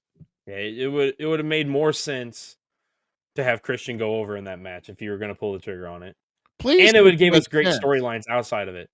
So this is why, they had this whole buildup. And did you notice, though, they were building a match after match after match, especially from the Hollywood, that whole street fight or whatever that was with Tony and Mariah.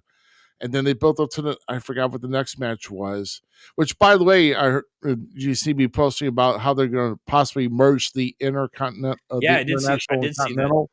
Yeah, they're going to call it the Intercontinental title. Did they? No, I would say, wouldn't that be funny, though? Please don't do that. I will die laughing. No, but at least AEW is getting on the ball to kind of shrink down some of their titles, which 100%. I got confused. One of my big things that right now is a negative for me with that whole thing, because I've been trying to watch ROH a little bit more here lately, is there is no division on who's where and what's what. Like, all the storylines blend from show to show. Like, I'm fine with that for certain things, but all of your matches can't be that way. Like, it's just weird, because one moment you're going to see Chris on AEW talking about Gravity and what's his name? El Burrito. I love it. I don't know the guy's name, but I just love the name El Burrito. It's not El Burrito. That was rude. I know. Not what the damn. He's the lone cowboy. Oh, he knocked himself out. Crap! Yeah, Bandito. Yes, Bandito. So, or El Burrito. That's good too. I like that. I like Bandito, but Jericho's been having a feud with him, and now Gravity has come up, or whoever Gravity is. I don't even know who Gravity is. Apparently a good friend of Hologram. It's like another Power Ranger on the front. So, yeah, they're having, like, he's holding this past Wednesday. Jericho's holding, like, the head of Gravity, like some Shakespeare shit. It's Jericho. Jericho can do no wrong for me. Oh my god! But, like, if people aren't watching ROH, they don't understand what's going on. They need to stick to a show. Like, your ROH champion should not be showing up that many times on Dynamite or Collision, in my opinion. He should be stuck to ROH for a little bit. But neither here nor there. They're going to get their TV time some way, some form, I guess. Just the consistency. That's all I'm looking for. I didn't realize Chris Jericho had another moniker after the Learning Tree. It's like, how many monikers does this guy need? Dude, he's got more monikers than Apollo Creed. I mean, bro, what if somebody else comes down the line, or like, does Dean Malenko have kids? Does Dean Malenko if Dean Malenko has kids and they're getting ready to get into the wrestling business and they don't take the man of 1,000 holds and go fight Chris Jericho, the man of 1,000 gimmicks, Yeah. he can do whatever he wants. He does have so many monikers. That's crazy. Man. Arm bar. That's right. Actually, would the arm bar not be the best in the world? Like, would that not be his 1,000 thing? Like, so he'd be like, the learning tree, Chris Jericho, what is it? The something goddess. I can't remember all of his now. He went back to The demigod. Lionheart, and then and then what was a Rainmaker, and then Rainmaker. oh god. But like in between each one of those needs to be best in the world. I'm the best in the world at what I do. Right. Yeah. I don't know. But I agree. I mean, with ROH and AEW, you need to separate from one another. ROH only has one show, and don't bring too much over, especially your world champion. You got to commit to one another. And I know they're probably putting it on the TBS or whatever. What? ROH? I don't need. No, it's on their. No, app. I mean they're champions on Dynamite and Collision because they want to. I know why they're doing it. Like, I understand the concept of it. If you see your ROH champion, they're gonna hopefully get the app, but they don't even talk about the app. Like, at least WWE shoved the WWE Network down my throat every chance they literally got. Like, Hulk Hogan's doing a spine buster. By the way, WWE Network, $9.99. Yeah. Right. That's literally how. Hey, guys, and I'm going to say, if you're going to do like quote unquote interpromotional, like you guys truly aren't, if you want to talk about interpromotional working with each other, WWE and TNA are doing it a lot better than you guys. So I'm just saying, there's always room on that learning tree to progress and get better in the business. So that's all I'm saying, man. It's just. We got another bot. How are you hi. doing? Pretty good. Hello. Hi, Maya. She's not a worker, is she? I don't know. No, it's a bot, bro. Oh, yeah. Beep boop, beep boop, beep boop.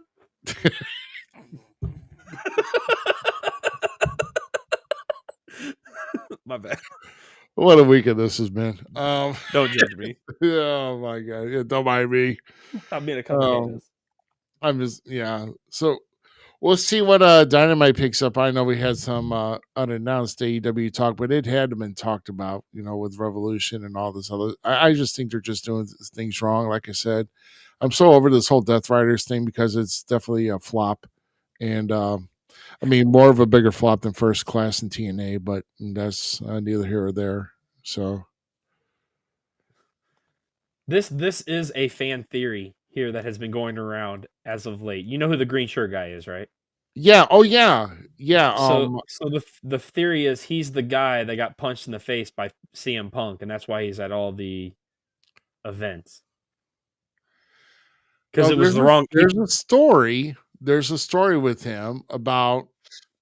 I mean, he's a business owner. I thought so. In fact, I actually found him on X, and actually, False Count Warriors now, followed him or whatever. Of course, he's not following many people because everybody else follows him. So, no, the guy's got money for a reason. So, well, same goes to. I don't know. Maybe could possibly. Who knows? But when did this incident happen, though? That's the thing was it when he punched Punk? That was what, 2010, I think, right? When did he WWE stint? Yeah, when did he? It was when he had the title. It wasn't the summer. I don't know if it was the summer of Punk or when he took the title with like John Cena and stuff, like when that feud was going on. Oh, okay. Yeah, because he had two different reigns. Obviously, one was a lot longer than. Well, yeah, the Summer Punk. I can't remember if it was during the Summer Punk or was the John Cena, because he goes up in the crowd and then The guy, it's the guy right behind him is who he punches. But it was the guy behind I him that shoved remembered. Yeah, like he Punk's just face. launched back and just Yeah, and he just go. turned around. But he says once, so he got pushed like 2 or 3 times. And he's like, "Stop it!" And then he said, "Stop it again!" And then he got pushed that last time, and then Punk just swung. I mean, I don't blame him. I'm hearing this guy's like a business owner, and he just chooses to spend his money on Hey. center camera view front row tickets to like all the major PLEs and most Raws. So I don't know, but I it's think it's like, cool. but he travels all over, and it's like, I would think I was like, dude had to win a lottery or something, you know. No, he's I would going think. for business meetings and writing it off. Yeah. You don't know. I have no idea, man. But I mean, all good for it. I think it was like Happy Smiles or whatever his name. I don't know. I had to find him on X, but it's like Happy Smiles or something of his handle. So I don't know. We Falls Count everywhere follows him. So, but whatever the case may be. So let's kind of, I don't know. We're kind of we got a late start, and like I said, we're almost. We're about 20 minutes away from hitting our 2-hour mark for the show. So yeah, let's go ahead and get into our last one here. Big show for TNA, exclusive to TNA Plus for Sacrifice. So this actually started during the pre-show and went into the main show with the street fight between Mance Warner and Sami Callihan. And Sammy being Sammy here, with with the staple gun and with the paper going to like the edge of the mouth and freaking between the finger webbings and all those, like, oh, kind of the cringy stuff. But Mance Warner ended up getting the victory though over Sami Callihan, and decent match here. I don't see this going any. Well, I mean, I don't see it ending though. I don't think so. I'm trying to think of if Steph DeLander had much involvement in this. I'm trying to remember. I was cooking. I did like how. I did like how. I did like how. Job. Okay. Hey, I did. Yeah, I gotta cook dinner, man, for the family. I did like how they did have it on the pre-show and then moved it over. Like, it was really cool that they did that. But yeah, no, it was. I'm not a Sami Callihan fan, so I'm not really. I mean, this whole thing, I'm just kind of weird about this whole thing. I mean, with PCO out of the picture, and I think he's not working for the company no more, it just seems kind of weird. And they're announcing, with Steph DeLander having the Digital Media Championship, they're not recognizing her as the champion. Right. So it's like, are they just going to ditch that title, like kind of like, like the 24/7 title? Maybe they get rid of it. I mean, Joe Hendry. Not the worst thing. Joe Hendry was the longest reigning digital media champion, so and he was the only one that made it valid, really. Yeah, Tommy Dreamer had it too, so yeah. But the match after this was Tessa Blanchard versus Lei Yang Lee, and this. Did I do the wrong one? I did do the wrong. That's 4 dudes. Oh yeah, that's let's go back. I don't think, boy, I've been missing slides, boy. You want to talk about somebody who's just totally messing up here tonight? That would be me. So I apologize in advance. Lord, I apologize for that. I digress. Lord, I apologize. Me to start pygmies down there in New Guinea. Amen. Yeah, amen. Oh, I miss Larry the Cable Guy. Well, if I haven't done it already, I'm going to go ahead and make sure that it's done now. So we're going to go back. We look at this, and here's the fight between Tessa Blanchard and Lee. This is the freaking move of the match, and I actually kind of cringe because first off, that whole entrance with Tessa, boy, you talk about something I'd rather have listened to nails scrape on the chalkboard. That was it. But this like corkscrew brain like brainbuster off from the top. Man, you want to talk about a move that was devastating. I thought that I'm glad that she was able to finish the match, but Tessa, of course, getting the victory eventually. But man, I'll tell you, I don't It was know. a really good match. Yeah, some of these chants though, they kind of need to stop. They need to get over it. But What? I just don't. Oh, the Yeah, shitting on Tessa. yeah. Let him go. Whatever. I don't pay I don't attention know. to it. I'm just not getting a good aura on Tessa here about her being the dominant in the women's division. I'm just not sold on it. I kind of feel the same way. We got to see how it builds. Maybe she steps up because NXT keeps invading. Who knows? Yeah,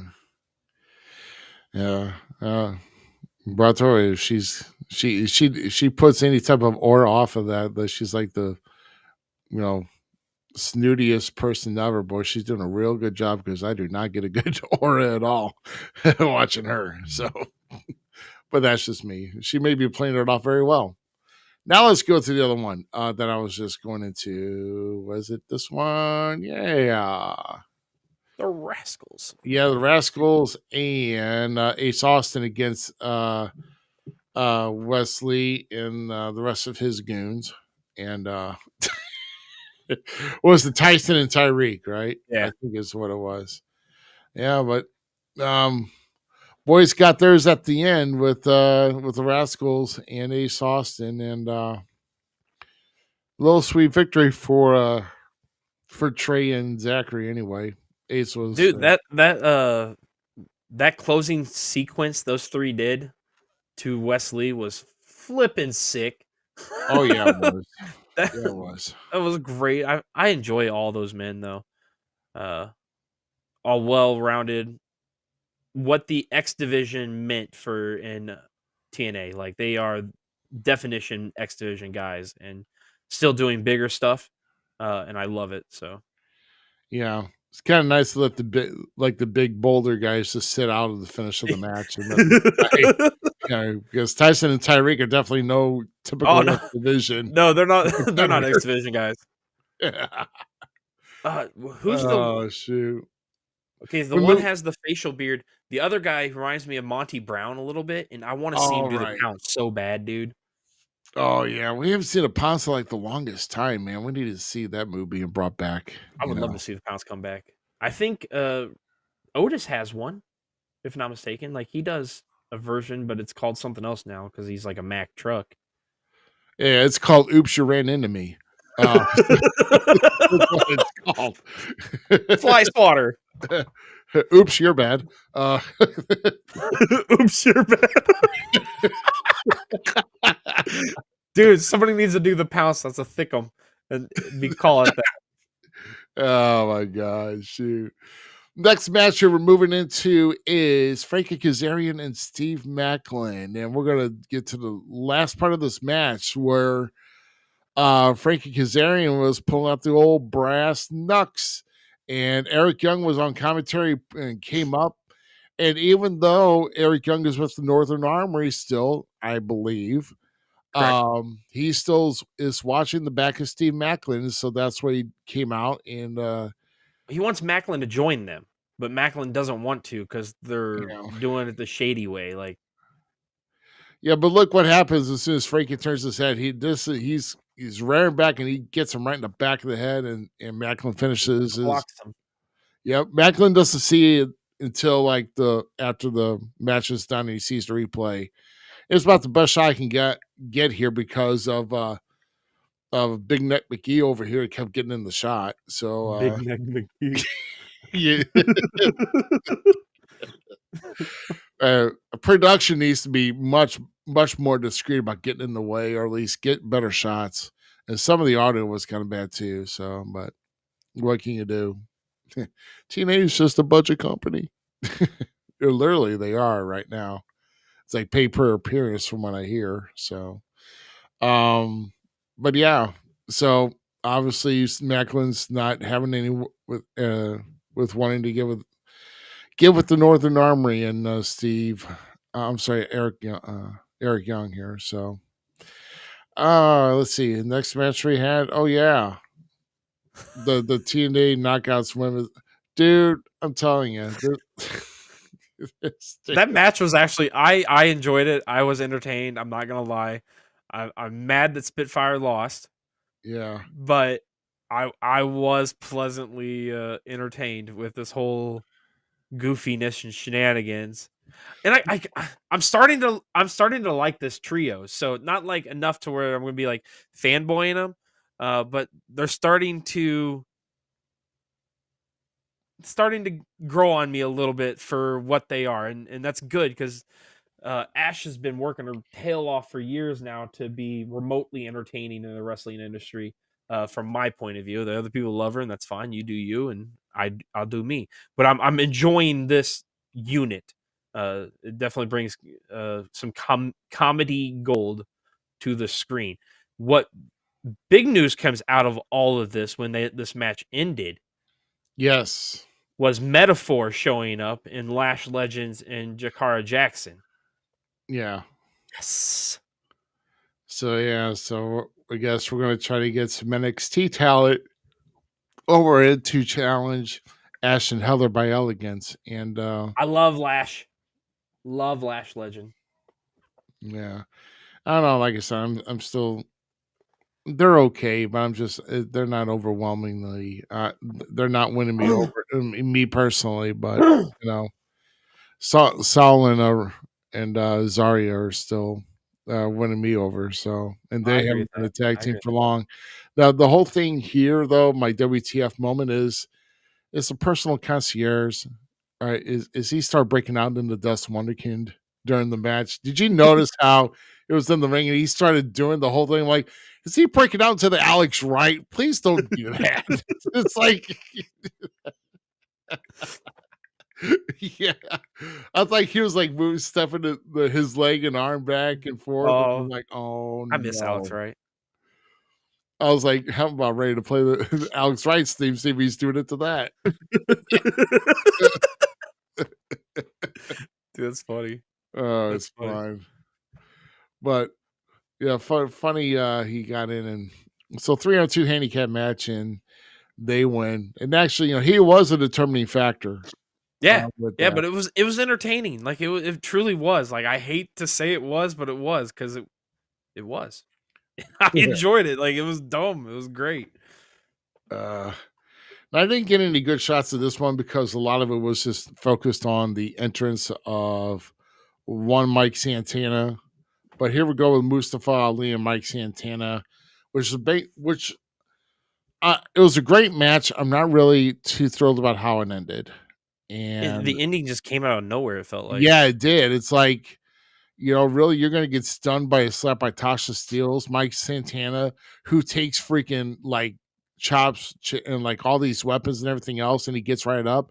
He takes a slap from Tasha Steelz, and then Mustafa Ali rolls him up and does a low boy hold of the ropes to get the victory. Out of all that they did in this match, I mean, it was like kind of like an empty like an inconclusive like ending to a movie. It's like you expect more, then they just leave you off a cliffhanger with no sequel. You know what I'm saying? It's just I don't get it. I don't get it. Obviously, these two are not done, but the way that match ended, not a big fan of it. Well, it didn't So, make either one of them look strong or no, it look. didn't. For me, it hurt Musta too. Like it really did. It hurt It them didn't both. benefit. Yeah, it didn't benefit either guy involved in the match, and that sucks because both guys are tremendous workers. If there was any type of production in that match, I'm just saying, if there's any type of match production, you're grounded for 2 weeks and go back to the drawing board and take a test when you're done. So I'm just saying. Don't cross go. Don't collect $200. You're off of Unbreakable. Go to your room. You're off to Unbreakable. Do they even still have Unbreakable? Is that still a thing? No, I mean that's their next event. Oh, On Thursday, April 17th is what was Unbreakable. their like? They had hour show they used to promote to YouTube. I think Explosion or something. Oh, right. Yeah. Yeah, I know. Didn't they have like a TNA Plus exclusive only for like an Yeah, hour show? yeah, they did it one time too. Oh, did they stop it already? I don't know. I haven't looked for it or looked it Yeah. up. I did, Well, I mean, I don't have. Well, and I don't have TNA Plus. yeah, I know. Neither do I. You know, uh, we're we're uh, we're cyber gaffers. So uh, so no, I mean, at least it'll intrigue me to see what happens next when they bring this cabinet forward on their victory, and then Mike Santana and everything else. So we'll see how the relapse goes with this. So Could you um, wait a minute? Time out. I didn't even think about that. Didn't even think there was already another cabinet. yeah, Now I want to see Chelsea and Mustafa like have a debate. cross. No, like cross the paths on the back or something. Like, because yeah, I didn't even think about that. Dang it! I love it. Yeah. And then we get the NXT, no, not the NXT, the TNA Knockouts World Title with Masha and Cora Jade. Move of the match here: the Canadian Destroyer on Masha to the apron. That was a sweet move, and a move of the match. That doesn't even look like it's gonna work. Yeah, well, this is caught in action, man. This is photographic genius. Well, somewhat.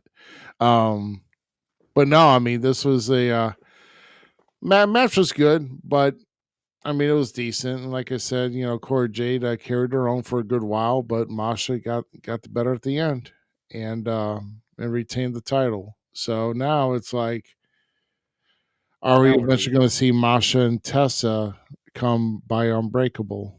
I mean, it's been teased. I mean, didn't uh didn't Tessa pin on Masha on Impact before this happened I don't know if it last Thursday? was it Tessa that was it. I don't think Slamovich is the one that got the Well, pin. Masha got pinned. Was it So Masha? yeah. Well So the then, fight got yes.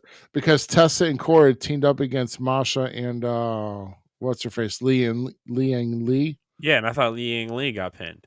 No, it was Masha that got pinned. So then, yes, Tessa pinned Masha. Yep. So this is a match probably setting up for Unbreakable in Las Vegas too on Thursday the 17th. So here we go. Let's see. And we'll jump to your favorite boy, Jeff Hardy, and Moose for the TNA X Division title. It was a good match. Can I say though, God bless Moose, and I don't know if it's just like his size 18 shoe or he's just big and just kind of not really too limber on the ropes, but man, it seemed like he was having a little bit of trouble, but at least he carried it through though. And you know, good, definitely some good spots of this match for Moose. With the ladder match ended up being tables and chairs too, and so basically it was a TLC match, even though it was billed a ladder match. So whatever the case may Whatever. be. Yeah, Jeff's like, oh, it's underneath the ring, I can use it. So that's Sounds like it. Jeff. Yeah. Yeah, that's our rules at the Hardy compound. If it's underneath the ring, go ahead and use it. I mean, overall, it was good. It was what it was supposed to be, and Moose got the victory, so everything's okay. And then yeah, so like I said, and we just don't even know who the next challenger is. I think this is kind of just like thrown together because I mean, maybe there could have been a qualifying match that Jeff was involved in, and I just didn't see her. No, I don't know. It's like, yeah, put Jeff in the match because we got Matt in the 10-man tag, which we're going to talk about now because I'm going to tell you though. I mean, honestly, do you think that was really TNA's cage? By the way, I I don't think so. I have no idea. That all right. So here's what I'm talking about, people. When you're going to have a cage match, make sure you have a cage that actually fits your ring instead of trying to makeshift it out of like nowhere, because this isn't a TNA has an 18 by 18 ring. Don't let them fool you. WWE's got 20 by 20 in NXT. So all of WWE has a 20 by 20. TNA has 18 by 18.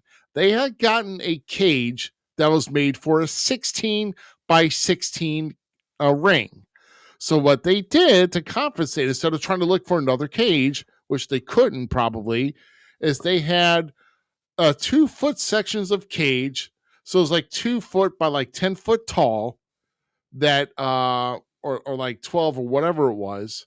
I think it was like 2 by 12. That went on each side, and it was like kind of moving back and forth a little. Dude, And it they shifted so much. it shifted so much, it was not good. It reminded me at the same time, like I hate to like beat it down a little bit, but Lockdown had a lot better cages. They should have used the lockdown cage. Where was the lockdown cage at? that's what I was confused. I'm like, where's the cages from the old days and stuff? But they didn't have it. It reminds me of the six. You remember the one Elix Skipper jumped off of when he tight roped the cage? Yeah. It was the same one. It was just a chain link steel cage. That was it. And I'm like, God dang, they went back to that because I thought they had like a full lockdown cage already, like, and that's Yeah. what we got there. That was lethal lockdown, wasn't it? Like that's what that was supposed to be, or what was? Because I still think, don't understand well, what the match was for. Like, I don't know. I don't know. It's like they kind of had like a short like build up to it for like it's like I don't know. the It's build to it didn't make sense to me. I just the only thing about the build that made sense to me was the Ryan Nemeth stuff, that he wasn't allowed to be part of the team. right. Yeah. That's the only thing that made part of it. So But after everything's said and done, yeah, look at this crap. So they trapped Matt Hardy's celebrating in the ring. Freaking Ryan Nemeth was down halfway throughout the match. Everybody's out of the ring except for Nick Nemeth and Matt Hardy. Ryan climbs in there and freaking starts pulling the cage chain to lock the cage door. Matt gets distracted, and freaking Nick Nemeth hits the danger zone, knocking him down here. And they just start beating him down. And the guys in the ring are with chairs trying to knock off Joe Hendry, Elijah, and then all the other guys. So Nick Nemeth finally could happen to a better guy. Right? my brother. My brother. Right. I'm okay. So like, if this is the whole reason we put this match together is to get us this moment, I'm completely fine with it, and that's how I'm going to read this whole thing. We did all this antics to get these 5 men and these 10 men into this one cage to have this bizarre cage match so that Nick Nemeth could turn on Matt Hardy.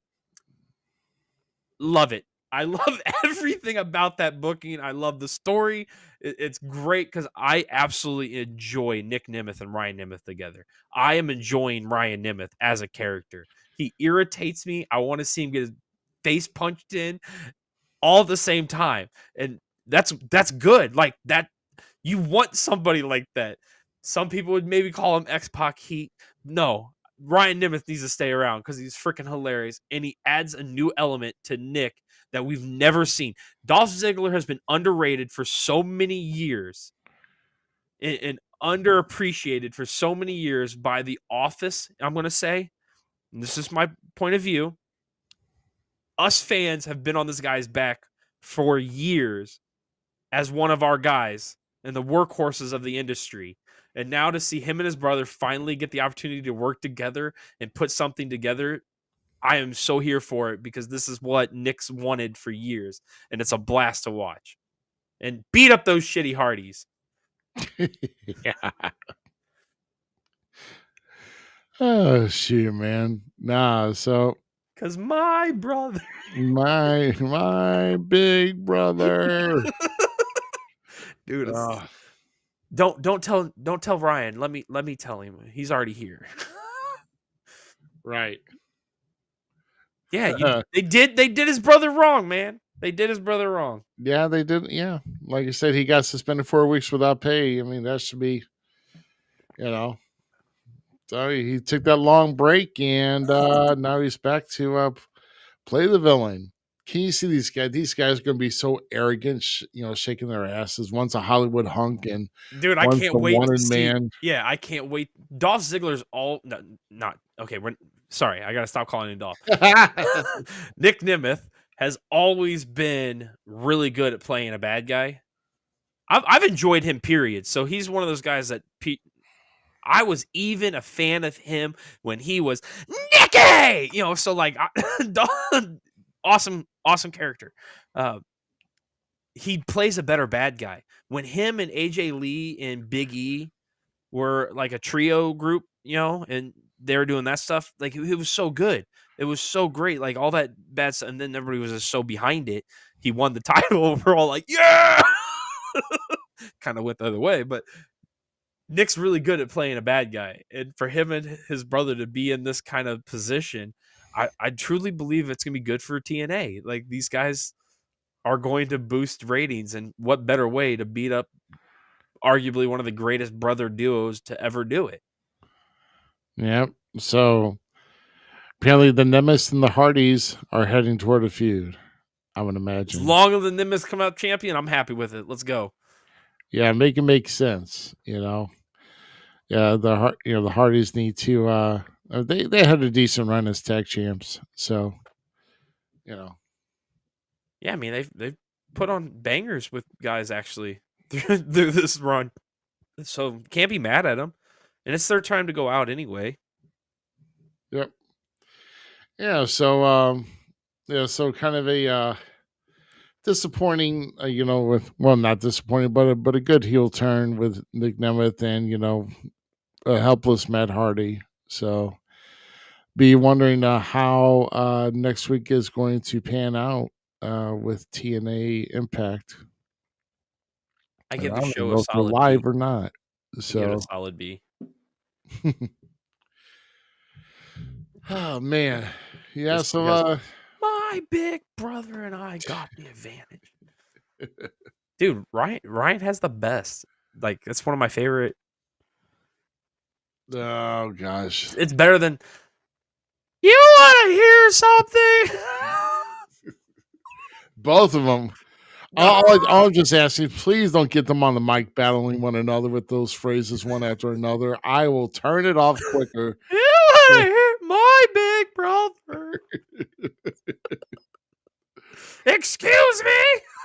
Oh yeah, you get Vicky in the mix. That'll get half the audience out of their seats and leaving. I love Vicky Guerrero.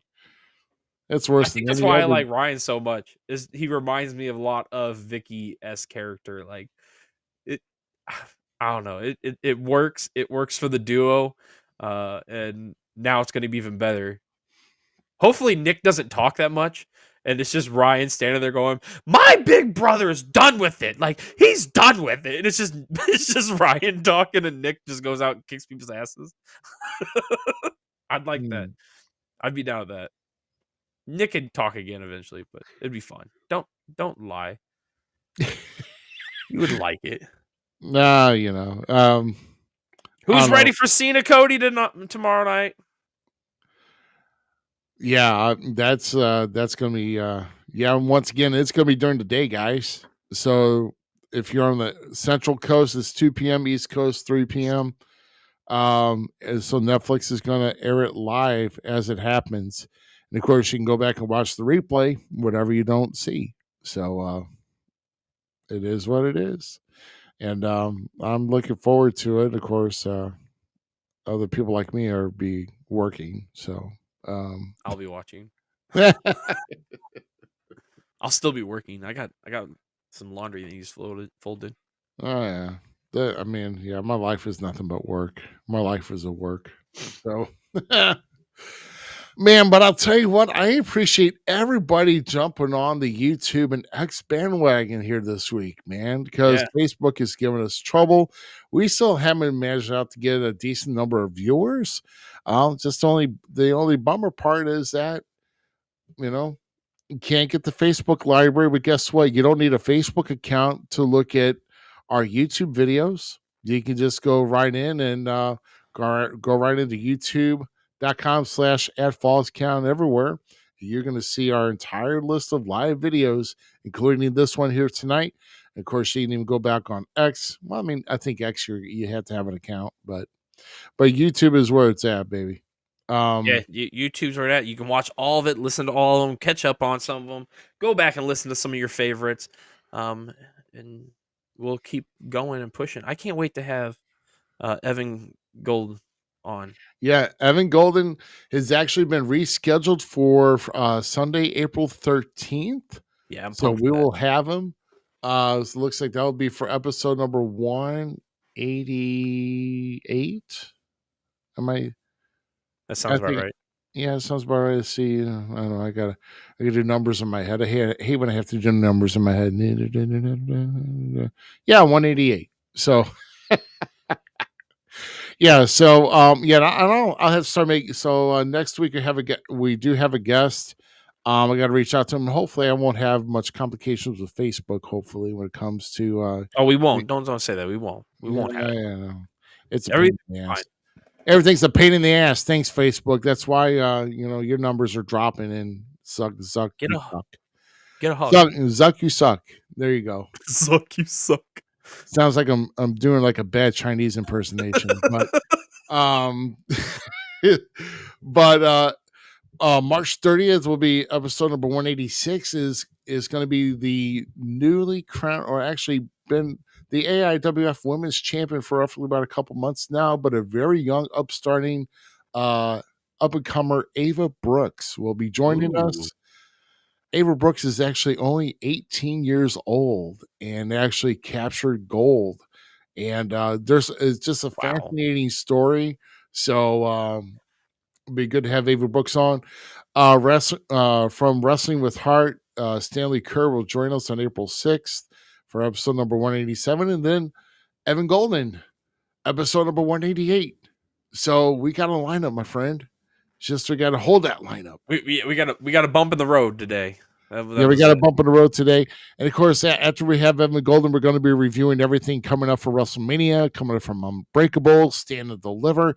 It's going to be a huge show. In fact, we don't even know what we're going to have. We're going to probably have multiple shows throughout that week because there's so much happening. We got Unbreakable. We've got, then we're going to have, we might do a short one with, we might do a short episode out on maybe on Friday or like on Thursday night after Unbreakable. I don't know. We'll talk about everything, because there's just a lot of wrestling going on. We may even do like a recap on Saturday for the Hall of Fame, and then for Stand and Deliver. Going right before we do WrestleMania 1, and then we might come back and do it. I don't know. Like I said, there's just so much going on, bro. I don't know how we're going to recap everything. Because this is going to go so late. Because we know that WrestleMania is going to be at least about 4.5 hours per night. You know that, right? Yeah. I mean, that's. I say about 4 hours. I don't think they'll go over 4 hours. Well, they will when they come to the pre-show stuff too. No, this is main card. Last year they went. You go back and look at the time. You go back and look at WrestleMania XL. And if you look on the time, it's nearly like between 4.5 and 5 hours on each night, bro. I am not good. So I'll have to leave because I'll be at Terry's night 1. Oh, you will be. Yeah. Oh, well. But it's just right across town, man. It's 8 minutes. It's 8-10 minutes. Like, don't even. We can get on. Don't worry. Well, maybe we could do a double feature on Sunday to talk about WrestleMania night 1 and then going right into night 2. I mean, and then we'll come back on it after night 2. I mean, there's possibility. If nothing else, you guys start at night 1. You get Austin's Dirty Butt will come in here. Yeah. He'll, Yeah. he'll want Awesome. he'll want to stick his dirty nose in on this conversation. He will. So you two could start night 1, and then that gives me enough time to get across town, and then we go. So Austin, There you you can't go. go to a party. You can only go to a party night 2, and then I'll be at home, so that you can Yeah. go to. Yeah. Don't ask GQ because I don't know. I'm just saying don't. He's mad at me still for the Rumble stuff for whatever reason. Whatever. Get a He's a hug. corn dog. Anyway. I miss GQ. Oh, shoot, guys.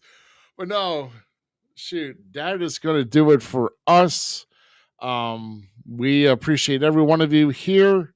And, man, so follow, like, and subscribe, even on Facebook, guys. Make sure you hit that QR code. YouTube X, Twitch, and especially Facebook, guys. And we will be back here next week with episode number 185. So, hey, it is what it is, guys. We appreciate you listening, watching. Thank you very much. Zach's Zmiz is canceled gaming. Zmiz is cancel gaming every Friday night. Guaranteed, anyway. Well, almost every Friday night we do it, but every Friday night race night, you can hear a bunch of bickering, whining, complaining, having fun, laughs, giggles, that kind of stuff. I also post Monday through Friday a video. It varies on time. I'm supposed to put it at 11 o'clock. That's when my alarm goes off, but I forget sometimes, and it's like 3.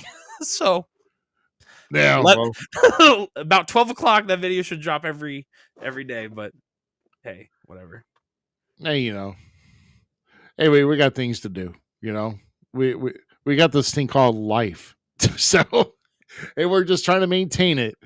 So, once again, guys, thank you very much for watching. Big Raw tomorrow night. NXT follow up from Roadblock. We got Cope and Moxley, and was it a street fight? Yes, Street something fight. like that. It's some brawl because he said take all the rules, take all the stuff. And Moxley's promo was all over the place. Yeah. I'm going to be mad if there's a title change. I'm just saying. And then so we got the relapse from Sacrifice and everything else here too. So big night for big week for wrestling once again, guys. We'll see you next week. Don't forget your local shows. That's right. IEW this coming Saturday. The 22nd. Highland, Illinois. Yes. Don't forget us. Smoke a blunt if you got him. Highland. That's kind of an idiot. That's kind of messed up. Oh my god.